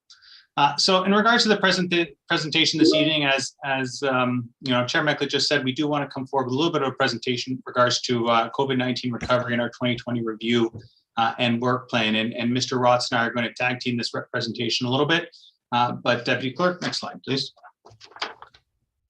So in regards to a little bit of an executive summary in terms of our presentation this evening, it's no surprise to anyone both watching at home and around the council table this evening that 2020 was a little bit of or that's an understatement, an unprecedented year and an unforgettable year in terms of economic development for the town of Lincoln. With regards to public health restrictions and shopping behaviors changing over the past year, our businesses, both small, medium, and large in Lincoln, sort of, suffered and felt the effects of the pandemic. And really, a lot of our plans had to be put on hold, and we really, put those on hold and replace those with short-term activities to really support our business community. And Lincoln's Economic Development Department really took a supporting role and a serious role in supporting our business community. And we look forward to presenting some of those results this evening. Next slide. In regards to economic indicators for both the Cetra metropolitan area for the Niagara region, you'll see some of these economic indicators that really point to and highlight obviously 2020 being a year where you'll see a large drop in terms of the GDP. And from these numbers, we're able to extrapolate some estimates based on that for the town of Lincoln. I do want to stress that these are really just estimates, and the fact being that the Stats Canada really only looks at the larger region as a whole. So from that, we're able to extrapolate a little bit of GDP numbers for the town of Lincoln. Similar to the Niagara region and many other parts of Ontario and quite frankly the world, you did see a considerable drop in terms of GDP numbers for our local economy. But the key point that I want to focus to is really the 2021, 2022, and 2023 forecasted numbers that really do show a quick rebound in terms of those GDP and job numbers. You would have seen over the last little bit job numbers that came out of Ontario in February and across sort of the Northern Hemisphere that really showed a quick rebound in regards to some of those GDP numbers and job hiring and such. So the key point here is to showcase a little bit of an optimism for post-pandemic numbers. Obviously, these estimates are based on sort of vaccine rollout and whether or not, wave 3 lockdowns and what those affect. But that optimism is really being showcased not just here in Lincoln or the region, but sort of, North America wide. Next slide, please. So regardless, 2020 sort of pandemic and restrictions aside, Lincoln did see a number of investments here in our community. And I know planning has shown some of these private sector investment numbers in terms of permitting before, but we did want to highlight this again, that showed over $100 million in estimated value construction for the town of Lincoln. And between 2019 and 2020, Lincoln did see approximately 18 new businesses and 48 business expansions in our community. And there's a little bit of a quick highlight on the side here. And really what we're just trying to showcase is that, pandemic aside, we did still see some new businesses open up our community. And that just goes to show the level of confidence that the private sector does have in being able to make a return on investment in our community. And we'll be looking to build upon this success and hopefully, beat pre-pandemic numbers in 2021 and beyond. Next slide. So in regards to some of our business recovery initiatives, I will turn it over to Mr. Rotz to talk about some of these initiatives. But I do want to quickly highlight that our CEO obviously challenged us to think outside of the box when it came to supporting our businesses. And you'll see some of these things, these projects that we worked on to really do showcase that. When we talk about patio expansions, being able to turn those around in sort of a 24, 48-hour period, working obviously closely with our fire department and planning to do such that. But without further ado, I would want to turn over to Mr. Ross to talk a little bit about more of our initiatives. Thank you, Paul, and everyone can hear me okay? Yep. Perfect. So through you, Chair, to members of council, as Paul mentioned, economic recovery was really our main focus throughout 2021 when the pandemic hit. I actually began my position here in May, so I really hit the ball rolling with economic recovery initiatives since the beginning. As you can see on the slide here, one of the first things that we got rolling on May 1st was the Business Recovery e-newsletter. Essentially, we just wanted to provide continued outreach to our business community to ensure that they have the latest up-to-date resources, guidelines, because some of these resources can be really difficult to navigate through. So we want to ensure that these businesses are able to take advantage of all these opportunities that were given out from the federal, provincial, municipal, and even regional governments. To date, we have actually sent a total of 42 e-blasts to our various economic sectors. And throughout the remainder of the pandemic, we hope to continue this as a permanent resources and even post-pandemic. So another initiative that we took place was the face shields and face masks. So to assist our businesses, economic development staff, we distributed over 1,350 face shields to over 120 businesses. As the pandemic switched and things got a little more serious, to say the least. More people had to use face masks as opposed to the face shields. So within the past few months, we've actually got a total of 248,000 face shields. And once we complete distributing these face masks, we will, this includes 60,000 face masks to our migrant workers as well. Next slide, please. So as Liliana mentioned there in her previous presentation, shoplink.ca was adopted on May 5th, 2020, and was activated to support our local businesses during the COVID-19 pandemic. As we really started to implement our tourism strategy and hiring our first tourism coordinator, Brittany, who will be presenting later, we really adapted this platform to become a permanent resources for tourism, but as well as all our remaining businesses here in Lincoln. Just some quick stats, because I don't want to take too much time talking this, because Brittany will really cover a lot within her presentation, but the website has seen over 50,000 unique page views and over 22,000 users. And these page views and users really have grown since the switch to shoplink.ca as a tourism platform. Also, as Stephanie Hicks mentioned from the Downtown Beautiful BIA, we work closely together to hire a digital service squad through the Digital Main Street Initiative. In total, we hired 3 digital service squad members to help downtown small businesses use digital technologies to adapt to a rapidly changing environment. Obviously, now more than ever, this has become so important as economic activity has switched drastically to really focus on online selling, digital marketing, and things like that. So some of the key elements that came out of this program, we assisted over 50 businesses to help build their online presence. Some of the most notable items being that 13 businesses received the $2,500 Digital Main Street Transformation Grant. And this could be used towards digital upgrades of their choice, including developing a new website, upgrading their website, or digital marketing, as I mentioned before. So total, we were able to distribute $32,500 across our business community with this grant. We also helped 14 businesses register on the Digital Main Street Shop here, powered by Google, to create their own online store to sell their products. This included using websites such as Shopify and Square, where businesses had the opportunity to sell their products on there for 3 months free of charge. And if they wish to continue, they would be able to at the monthly rate that those websites charged. So next slide, please.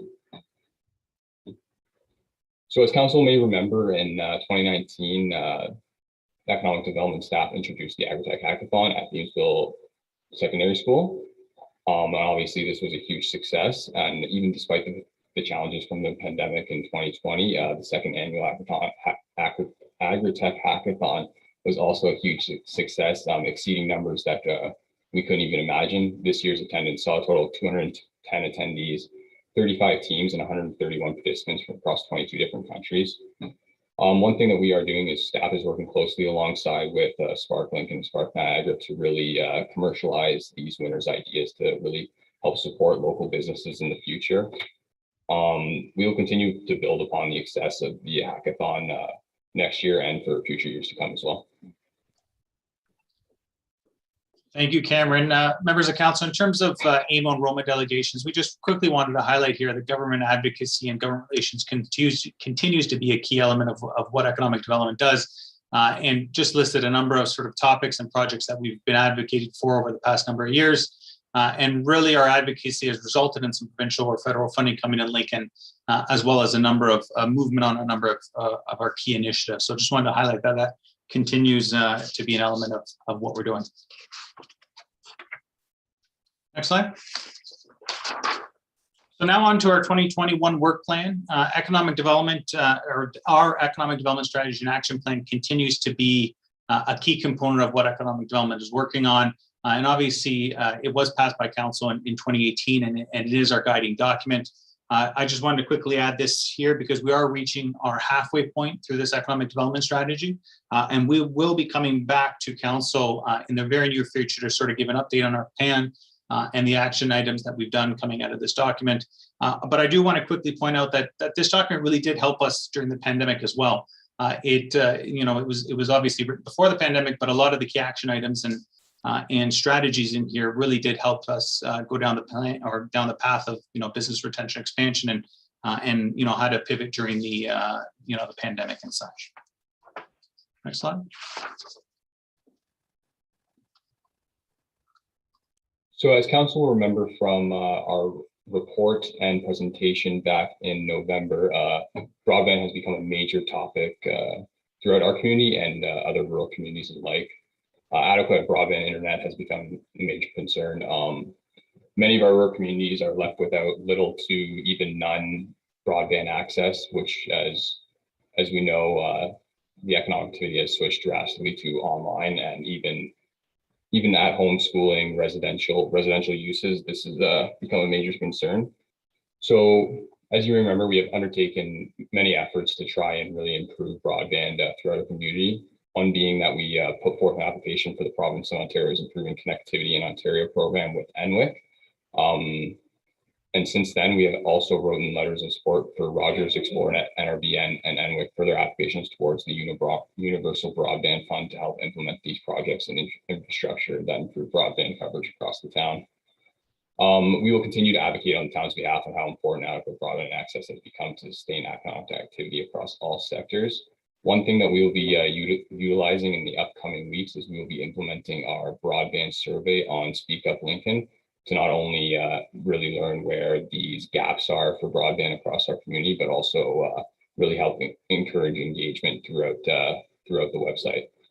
The data will be extremely valuable for these telecommunication service providers who will be looking to implement some infrastructure across our community.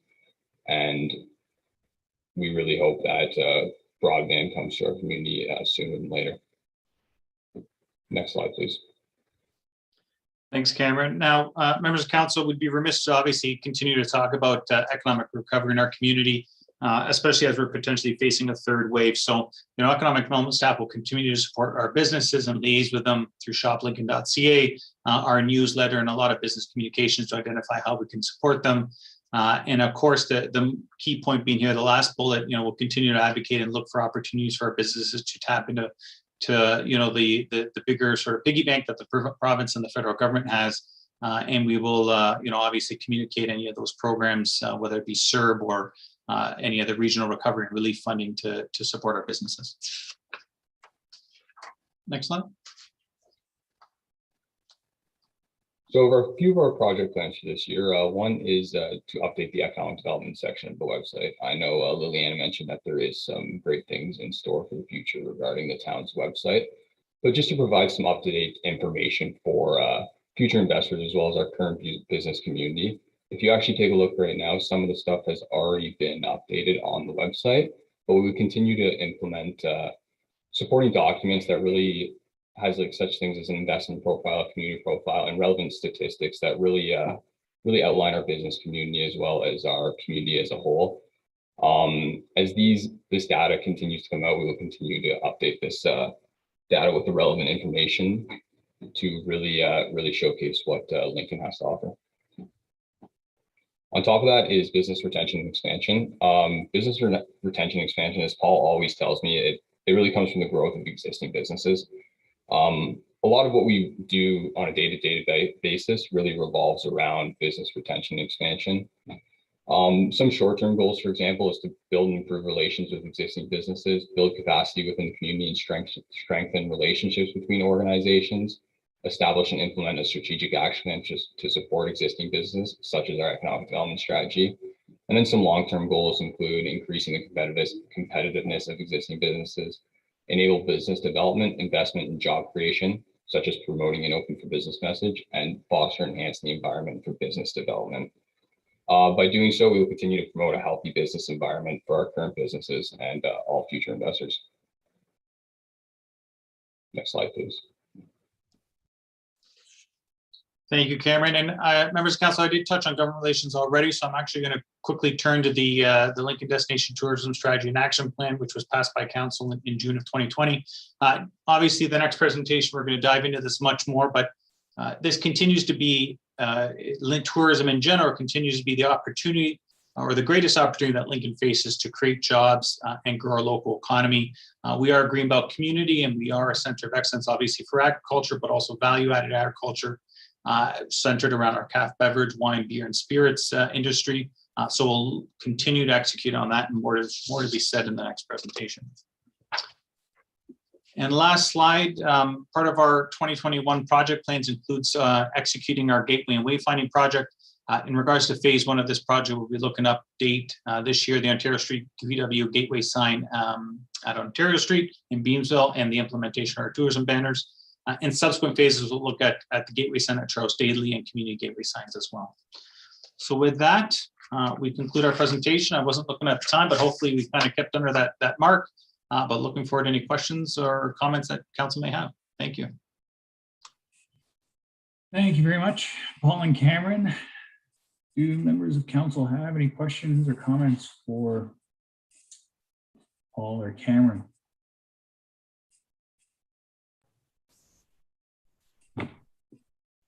I see one hand. Mary Easton, go ahead. Thank you very much, Mr. Chairman.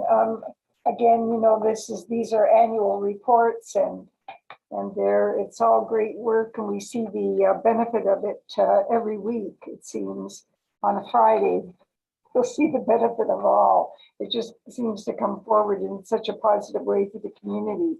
Mr. Chairman, one of the areas that I'm looking forward to in particular is the whole wayfinding, partly because I don't entirely understand the theoretical framework behind wayfinding, but more so because of the gateway projects. And in the last few weeks, I've had the opportunity to experience how that branding within the museum portfolio is bringing some of that information to the forefront. And I think there's going to be some excellent, and I hope, excellent opportunities for council to be involved. To set that out, because those icons are going to be standing in the community for many, many years, and they will be part of our legacy. So this is a long time coming, and I think it's going to be really exciting. So I look forward to it, Mr. Chairman. I don't know whether Mr. Deanne has anything that he would want to add to that, but it certainly is an exciting opportunity. Thank you, Madam Mayor, and through you, Chair, to the Mayor. I mean, definitely a good topic, Madam Mayor, that you bring up.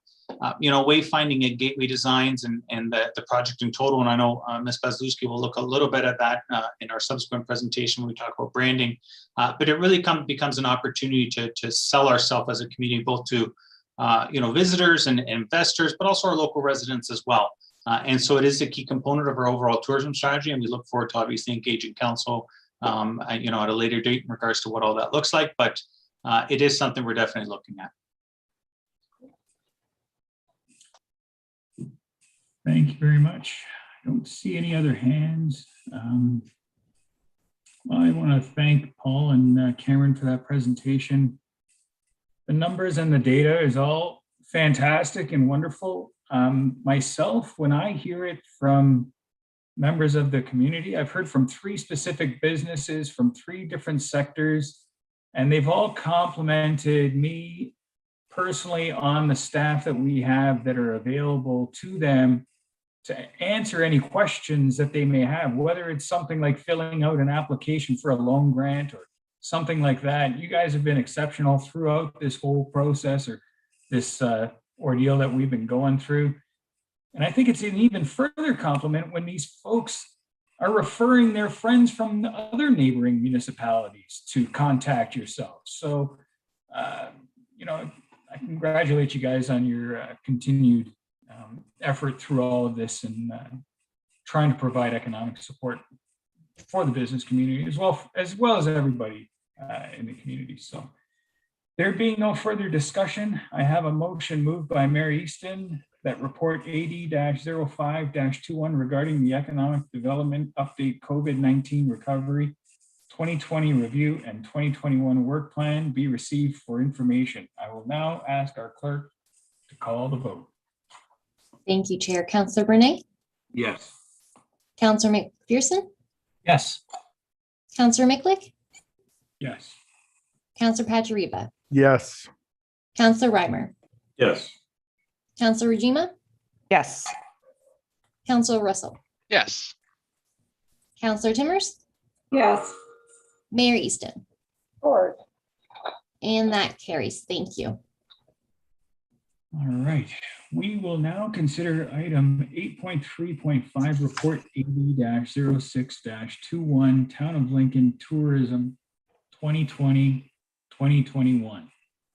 Brittany, the Director of Economic Communications and Tourism Coordinator and the Interim Executive Director of the Twenty Valley Tourism Association will be providing a presentation prior to council discussion the report. The presentation is approximately 20 minutes. Prior to proceeding with the presentation, I will ask that council proceed with a majority vote to extend the speaking time. I have a motion moved by Councillor Pachariva that council extends the presentation time until completed. Show of hands. All right. Please proceed with the presentation.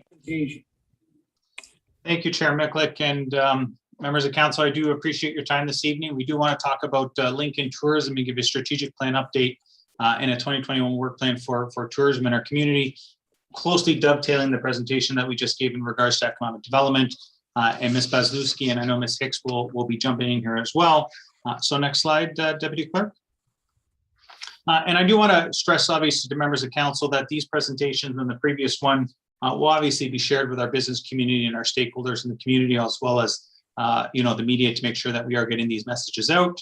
But in regards to Lincoln tourism, our vision obviously is to create a top tourist destination here in the not only in the Niagara region that complements our other tourism locations, but also in Southern Ontario, in Ontario and beyond. And this really does stem from our economic development strategy, really about to create jobs and growth in our community. And here's the vision, but next slide, Madam or Deputy Clerk. So I know Ms. Bazlewski will talk about this in the subsequent slides, but really this all does stem from our tourism strategy and action plan. We will be giving you an update this evening. But I do want to stress, as you'll recall from our presentation in June of 2020, the strategy is really, it's a 5-year strategy and action plan, but it is a living document. There are opportunities to pivot where needed to support our tourism and our business community. And so we'll be looking to obviously come back at a later date in regards to an update to that. But without further ado, I will turn over to Ms. Bazlewski and just 1 or 2 more slides. Next slide, Deputy Clerk. So just a quick recap in regards to our tourism strategy and action plan, the guiding principles and key recommendations for our tourism strategy really does sort of reflect 7 guiding principles. That is to maintain the character of place, collaboration, soft boundaries, yield over numbers, accountability, growing experiential tourism, and sustainable tourism. And really that is the key component here. When we want to create a tourism destination here in Lincoln, it's all about sustainable tourism. We want people to come to the community that really maintain that character of place. What that means is really respecting what we have here. We're not looking for over tourism. We're not looking for busloads of tourists to come and sort of, do a 15-minute hit in our community and off they go down the road. Really, we want that higher yield, that higher quality of tourists that is going to come here, enjoy what we have, both from a cultural, eco sort of characteristic, obviously enjoying our craft beverage sector, but really spend more time and spend more money here. And there are some key recommendations that you'll recall be presented at a previous point, but I will turn to the next slide, Deputy Clerk. So really, we're breaking out our tourism strategic plan update in sort of 3 phases, and this is really around transitioning the Twenty Valley Tourism Association into that sort of new entity that will support our tourism sector here. And part of that is we entered into an MOU with the City of St. Catharines to explore some of the tourism partnerships, to explore that DMO, to explore really that urban-rural divide and that complement of each other when it comes to our two tourism destinations. And I know we're on a few subsequent slides, we'll be talking about that branding and marketing development. But I just did want to sort of showcase for members of council this evening sort of what those 2 or 3 phases are. And as promised, I will be turning over to our deputy or our tourism coordinator to walk us through that strategic plan update. Thank you. Thank you, Mr. Danny. Through you, Chair Micklick, to the Committee of the Whole. Thank you for having an audience. This is my first time to be in front of the Committee of the Whole, and I'm quite excited to share the work we've done to date. First, right out of the gate, our Lincoln tourism team went out to RFP to find a brand and marketing specialist to help us build the foundation to grow the Lincoln tourism strategy here in Lincoln. So first and foremost, we looked to find Canada's top destination, dare I say, branding firm. And very early in December, we signed on with Trajectory Brands. Right out of the gates, they started with some key tourism stakeholder interviews. We've actually conducted over 46 unique interviews to date and are very excited to be coming to council for a workshop on March 31st to bring that aggregate data to you, as well as to start discussing some of those foundational building blocks, much to what my colleague Liliana was discussing with Lincoln branding overall, but now from a Lincoln tourism lens. Next slide.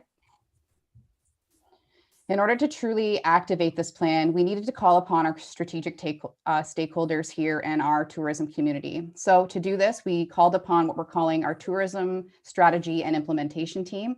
We look to bring in some of the key niche influencers across accommodations, wineries, nature and outdoor tourism, our sport tourism, as well as our key stakeholders and attractions and events to ensure that while we were building this foundation and creating this strategy and building this brand, that all these voices were well heard at the table and their sectors were well represented.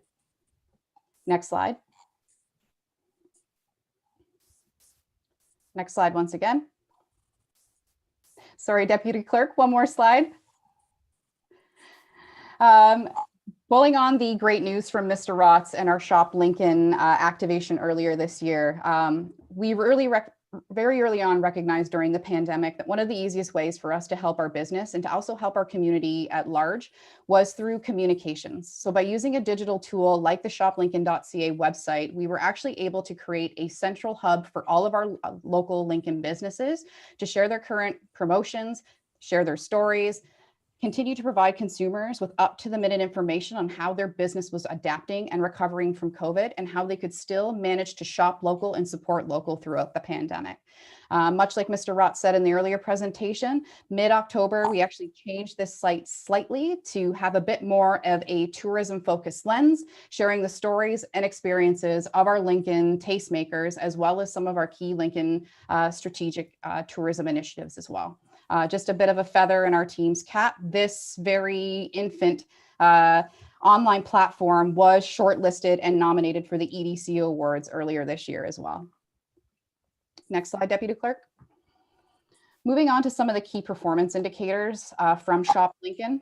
Again, this is a fairly new website, only being launched in May. And in that very short amount of time, to which Mr. Rotz said, we have had over 50,000 page views. So we've actually grown an audience from 0 to 50,000 in a very short amount of time.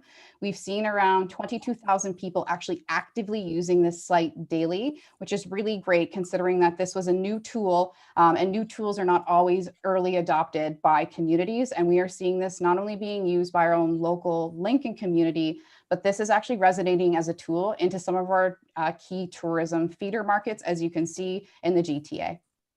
On to the next slide, Deputy Clerk. One of the other ways that we got out of the gates running to try to help our businesses recover was to not only tell consumers of how our Lincoln businesses were reacting to the pandemic to keep not only themselves, but also our community safe. We launched a set of several different adaptation videos that actually showed consumers what our Lincoln residents and our Lincoln business owners were doing in order to keep the doors open, continue to deliver exceptional service, and still provide a safe environment for people to support local and shop local as well. Next slide, Deputy Clerk.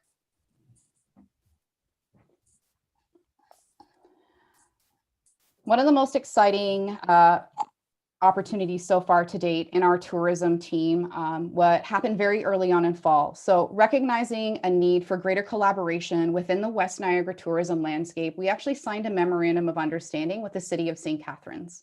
The City of St. Catharines is, dare I say, the urban complement to our rural complement. And by participating and working and collaborating together, we were actually able to create a massive safe travel campaign and leverage both of our assets on both sides of the community to show once again consumers how our local businesses were enacting to the pandemic and how we were still continuing to create really authentic, rich experiences that were safe for consumers to get involved in. But no matter the restriction of the pandemic, we were able to communicate that within a moment's notice. Next slide, Deputy Clerk. By teaming up with the city of St. Catharines, you can see the number of businesses, and these are all Lincoln-centered businesses that were able to be featured within these really rich blog pieces. So in a total of 8 different content-rich blogs, some really great paid advertising, we were able to highlight over 20 centered Lincoln businesses, not to mention the overall composite of the total West Niagara tourism landscape. Next slide, please. On this slide, you will see some of the key performance highlights from this collaborative marketing campaign. Most notably, in a very short amount of time, we were actually able to have over 500,000 impressions. That means that over 500,000 people were targeted with this content, and of that 500,000 people, 18,000 of them decided that this was content worthy enough for them to engage in, and in turn decided to drive a qualified lead back to a local business partner. These are really exciting results for us. A bit of a feather in our own team's cap for the town of Lincoln. The Linger in Lincoln article that we created that featured only Lincoln-centered businesses was actually the top performing content article, and also had the highest click-throughs on our paid social media advertising as well. Next slide, Deputy Clerk. Continuing down that pandemic-proof programming and wanting to make sure that we were continuing to afford opportunities to our local tourism businesses to stay relevant and stay, quote unquote, in the game as the needle of the pandemic restrictions changed. We took out we started what I call our Your Hometown Holiday campaign. Now, this was a campaign driven at aiming to, to drive a local consumer to shop local. So we removed all of those exterior unsafe feeder markets that were in hotbed zones for the pandemic and focused all of our advertising into our own backyard. So we targeted this campaign from Fort Erie right through to Stony Creek and ensured that the key messaging that we were talking to people focused on the impact of what shopping local meant in their own community. Next slide, Deputy Clerk. To do this, we created a really engaging website landing page where we housed all of the really great information about our local businesses, what they had to offer for the holiday season, how you as a consumer could go about purchasing it. Again, any of the interesting recipes or videos that our local business partners had on offer to promote their holiday was actually contained right here in our consumer landing page. This campaign actually went live just before Black Friday and finished just at the end of the fiscal calendar year in 2020. And just on that landing page alone, we saw over 6,000 visitors. We had over 7,700 unique page views, and we were actually able to convert 24% of those engagements over to a direct business partner's a business page to drive a sale or continue the discovery into what they had to offer. Next slide, Deputy Clerk. Recognizing that not all of our business partners are quite ready to play in the digital landscape, we wanted to make sure that we armed them with every tool they could possibly need to actually be competitive. So not only by providing that space on our Shop Lincoln website, we also provided them with the actual physical tools to implement in their own businesses. This is one of the tactics out of the pandemic that we have had great success with, and we will continue to keep doing as we're going forward, just because of the feedback of from our local business partners and how helpful this actually was for them being successful during the holiday season. Next slide, Deputy Clerk. In addition to some of these, dare I say, static pieces, we also undertook some pretty aggressive paid advertising. So we went to our shoplincoln.ca social media channels where we featured 12 different static ads featuring the different composite of our tourism community and what we had on offer. We also did some really great hyper-local advertising with 105.7 Easy Rock, which is now Move 105.7, as well as our friends at 610 CKTB, knowing that a lot of our local community goes here for their news and promotions. So we did about 100 commercials at about 30 seconds a piece from December 3rd to about December 24th, and saw a lot of interest and saw a great lift actually at our local business. And we'll take a look at that when we get to the shopping contest a little later down. Next slide, Deputy Clerk. These are just some fun ad creative examples that we thought we would show to council this evening, just to show how inclusive our marketing is and making sure that we're reaching every member of our tourist community. So from our outfitters to our culinarians, to our retail operators, to our craft beverage partners. Everybody had a home and had a space within our Your Hometown Holiday campaign. Next slide, Deputy Clerk. Once again, our tourism team is about showing and telling our community how we're staying safe and being adaptive and putting a little bit of levity into the pandemic. So we also created another great set of video assets that our team will look to leverage once again as we approach the holidays in the 2021 season to try to give our local businesses a bit more play and a bit more of an opportunity to share their stories in a new realm. Some key highlights from our first ever hometown holiday campaign. Again, our team is all about that 500,000 impressions. So we're going to try to keep hitting that number during these campaigns. So we saw over 500,000 impressions against this campaign.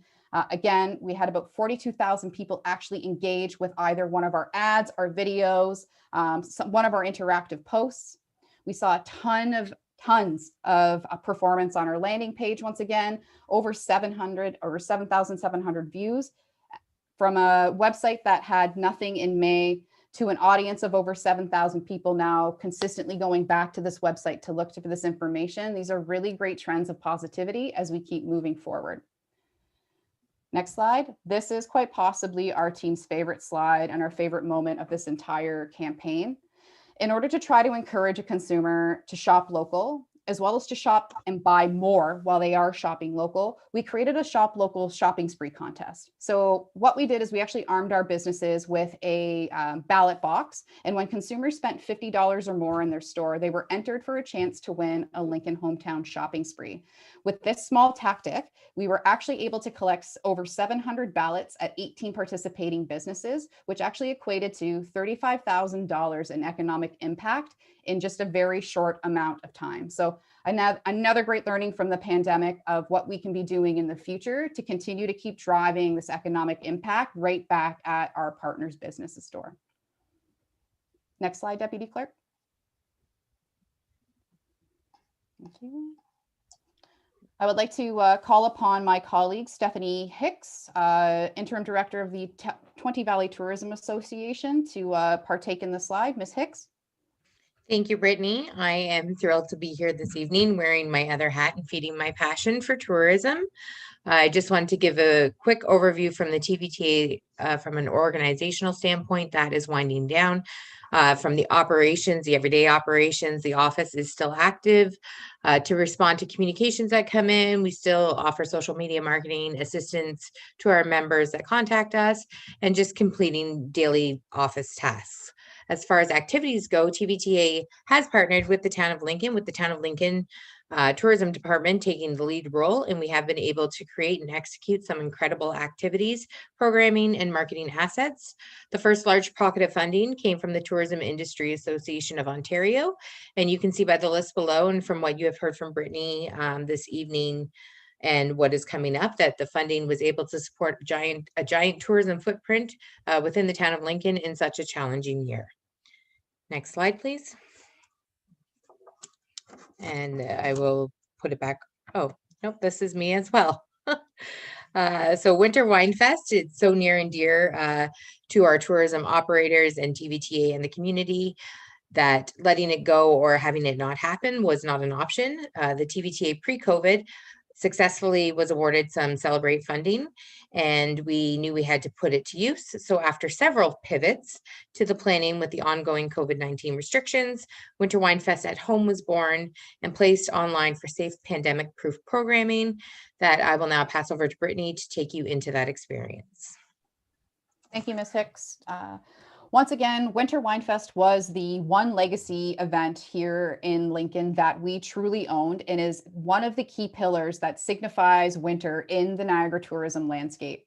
Although we could not invite guests to join us at our destination, what we did is we took all of the ethos of why consumers came to visit our destination and brought that content to life online. So we called upon all of our local Lincoln business partners to provide us content, activities, their stories, promotions, their key winter historicals, and we brought all of that content to life. Essentially what we did is we provided the consumer a way to get involved and discover Lincoln 24/7, 7 days a week, all throughout February and March.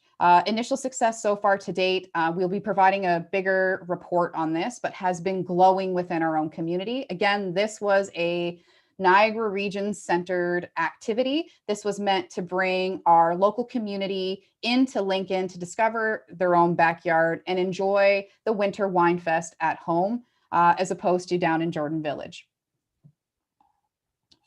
Moving on, Deputy Clerk.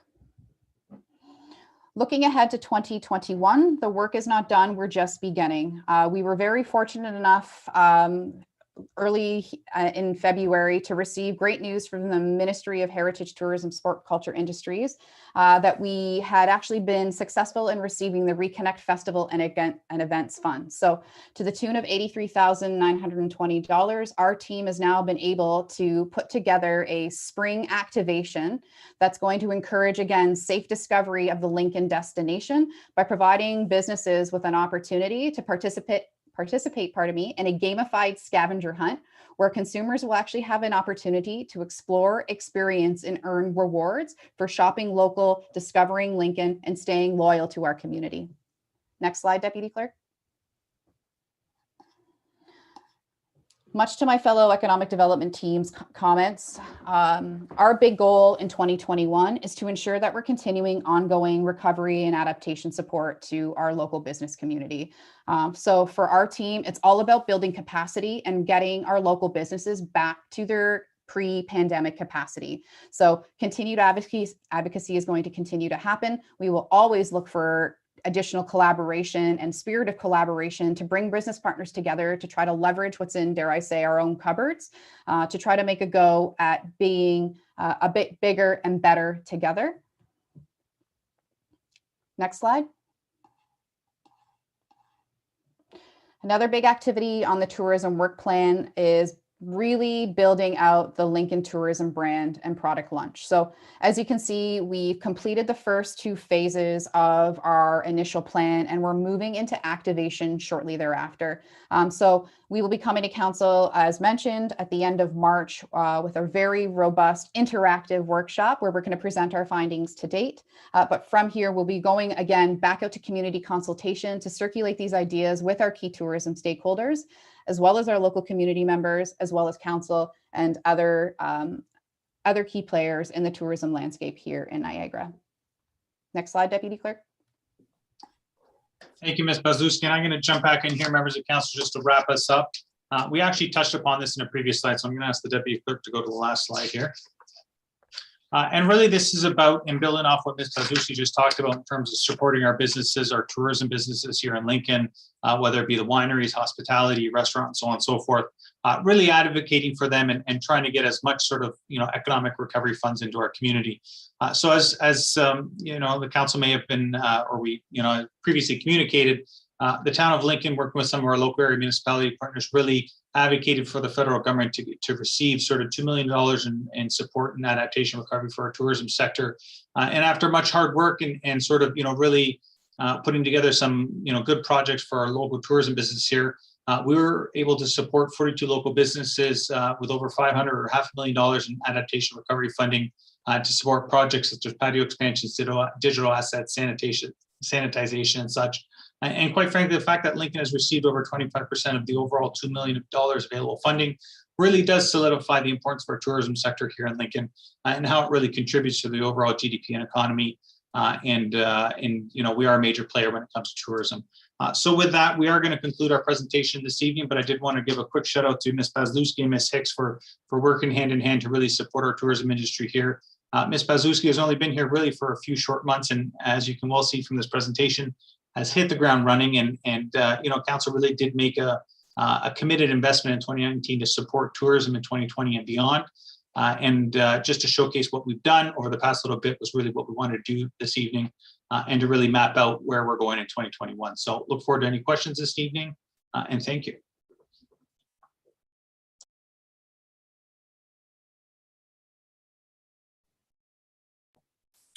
Thank you very much, Brittany and Paul. Do members of council have any questions? I know it's after 11, but I think they're excited to answer any questions we may have. So Mary Easton, I see you're first.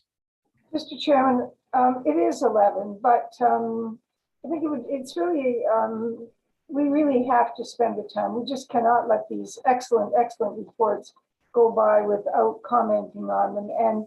And I guess what I want to say about this one is this is a perfect example, and it's not the only one we've seen tonight, where council has been given information, we've approved the plan, we've resourced the plan, and we've left the experts to implement. And now we begin to see what happens when the experts really go to town. And this is the way it's supposed to be in municipal government. We talk about it, and sometimes we start messing around in it, and you're never really too sure what you're going to end up with. But I think we have to all agree that we are just seeing some absolutely outstanding performances this evening. There's such confidence that goes along with that expertise, such confidence in the way things are executed. And there's money being brought in as well, and that doesn't come easily. That's because there's excellent presentations going back. We have the ear of the Minister of Tourism, and that in itself only comes because of the quality of what's being delivered here, not once, but over and over and over again. So I don't think that anyone can say that we're not getting full value out of the decisions that council is making. And not only that, the multiple partnerships and the high satisfaction from the business community, it's really incredible. And council has had a great deal to do with this because of the committee commitments, because of the individual commitments in projects. It really is coming together beautifully. And I think there's just a lot of joy that can go around. And I know it's late, but we've waited a long time, and there's been a lot of effort that's gone into this over many, many years. So thank you all very, very much. Such good news. Good comments. Thank you very much, Mary Easton. Do any other members of council have any questions or thoughts? Councillor McPherson. Yes, thank you, Mr. Chair. And just to echo some of the mayor's comments, just congratulations to Brittany and to Stephanie for the great work that they've done in this tourism file. You know, they really had to be creative during some very, very difficult times to come up with some of these virtual programs that they were able to come up with. And obviously the numbers speak for themselves. They're very, very successful in doing that. So yeah, it is after 11. It's a lengthy night, and it's unfortunate that these types of presentations are 5 hours into a meeting and we can't all jump up and down and scream and holler about the great work that's going on. So you know, I didn't think I was going to say anything, but I would be remiss in sending out just absolutely great accolades and kudos to the two of you for the work you've done, and in the whole economic development team. So great work. Thanks, Mr. Chair. You're very welcome. I don't see any other hands. I just, Vice Chair Bernay and myself had a meeting with Paul, Brittany, Cameron, and Stephanie on Friday afternoon, and it was very informative. It was like basically the presentation, but you know, Councillor Bernay and we were able to point questions their way, and they were very specific with their answers. I think we both feel, I feel comfortable saying that both myself and Councillor Bernay walked away from that meeting feeling very confident, a dedicated team. And again, with COVID and all of its challenges, I think it's incredibly difficult from a tourism perspective, coming up with a plan. One has been formulated, though it's virtual for the most part.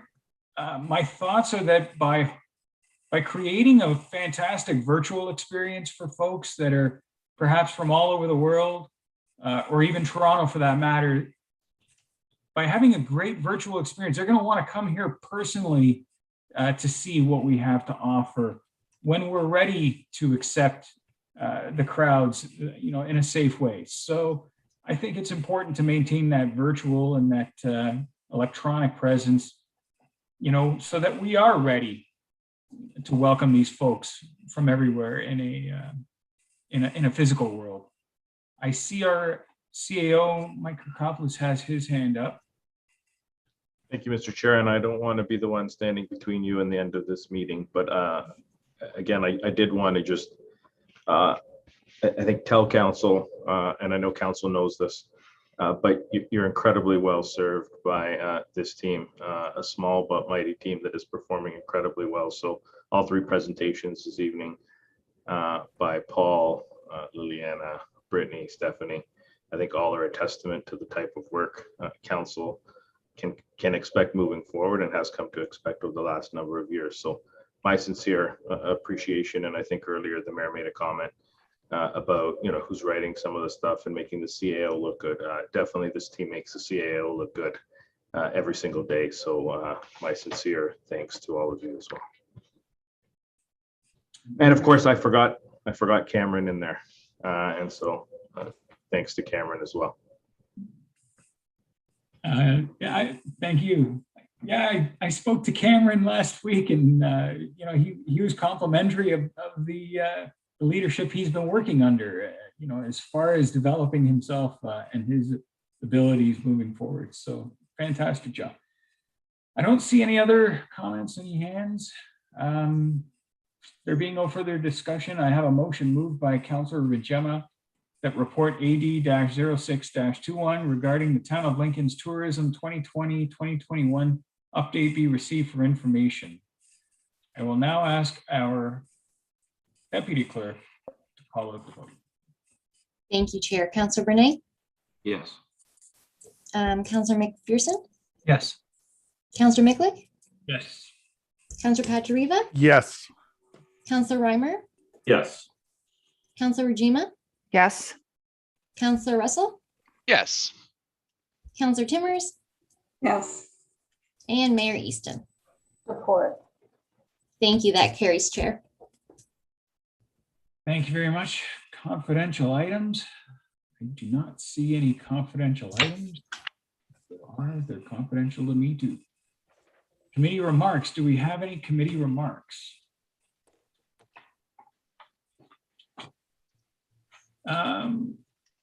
Mayor Easton, your hand is up. Mr. Chairman, I have two items. These are items which have come across our desk and have started to surface more intensely in other municipalities and at the regional level. And so I'm bringing them up to the CAO in order that they be included on future agendas wherever the staff feel they are most appropriate. The first one is the topic of options for enforcing compliance by council members with municipal codes of conduct. And so the most recent communications are still coming down through the Minister of Municipal Affairs and Housing, but there is considerable push coming from many municipalities in the way in which this is being handled. And this has been the subject of regular correspondence to regional councillors and in other municipalities. So I bring that one forward. And the second one, Mr. Chairman, has to do with the cost of municipal insurance and also its tie-in to the issue of joint and several liability, which has been an on-again, off-again topic. However, it's really rising to the surface again, was dealt with in March at the regional level. I believe it's sufficiently important enough that we should also start having our own internal discussions. So, Mr. Chairman, I'll leave that to Mr. Kirkopoulos and the staff to direct that in the appropriate place. All right, Mr. Kirkopoulos, I'm thinking that you wrote those comments down and you will follow up. Mr. Chair, duly noted and absolutely. All right. I do not see any other hands. There being no further business, I call this meeting adjourned at, my computer says 11:22 p.m.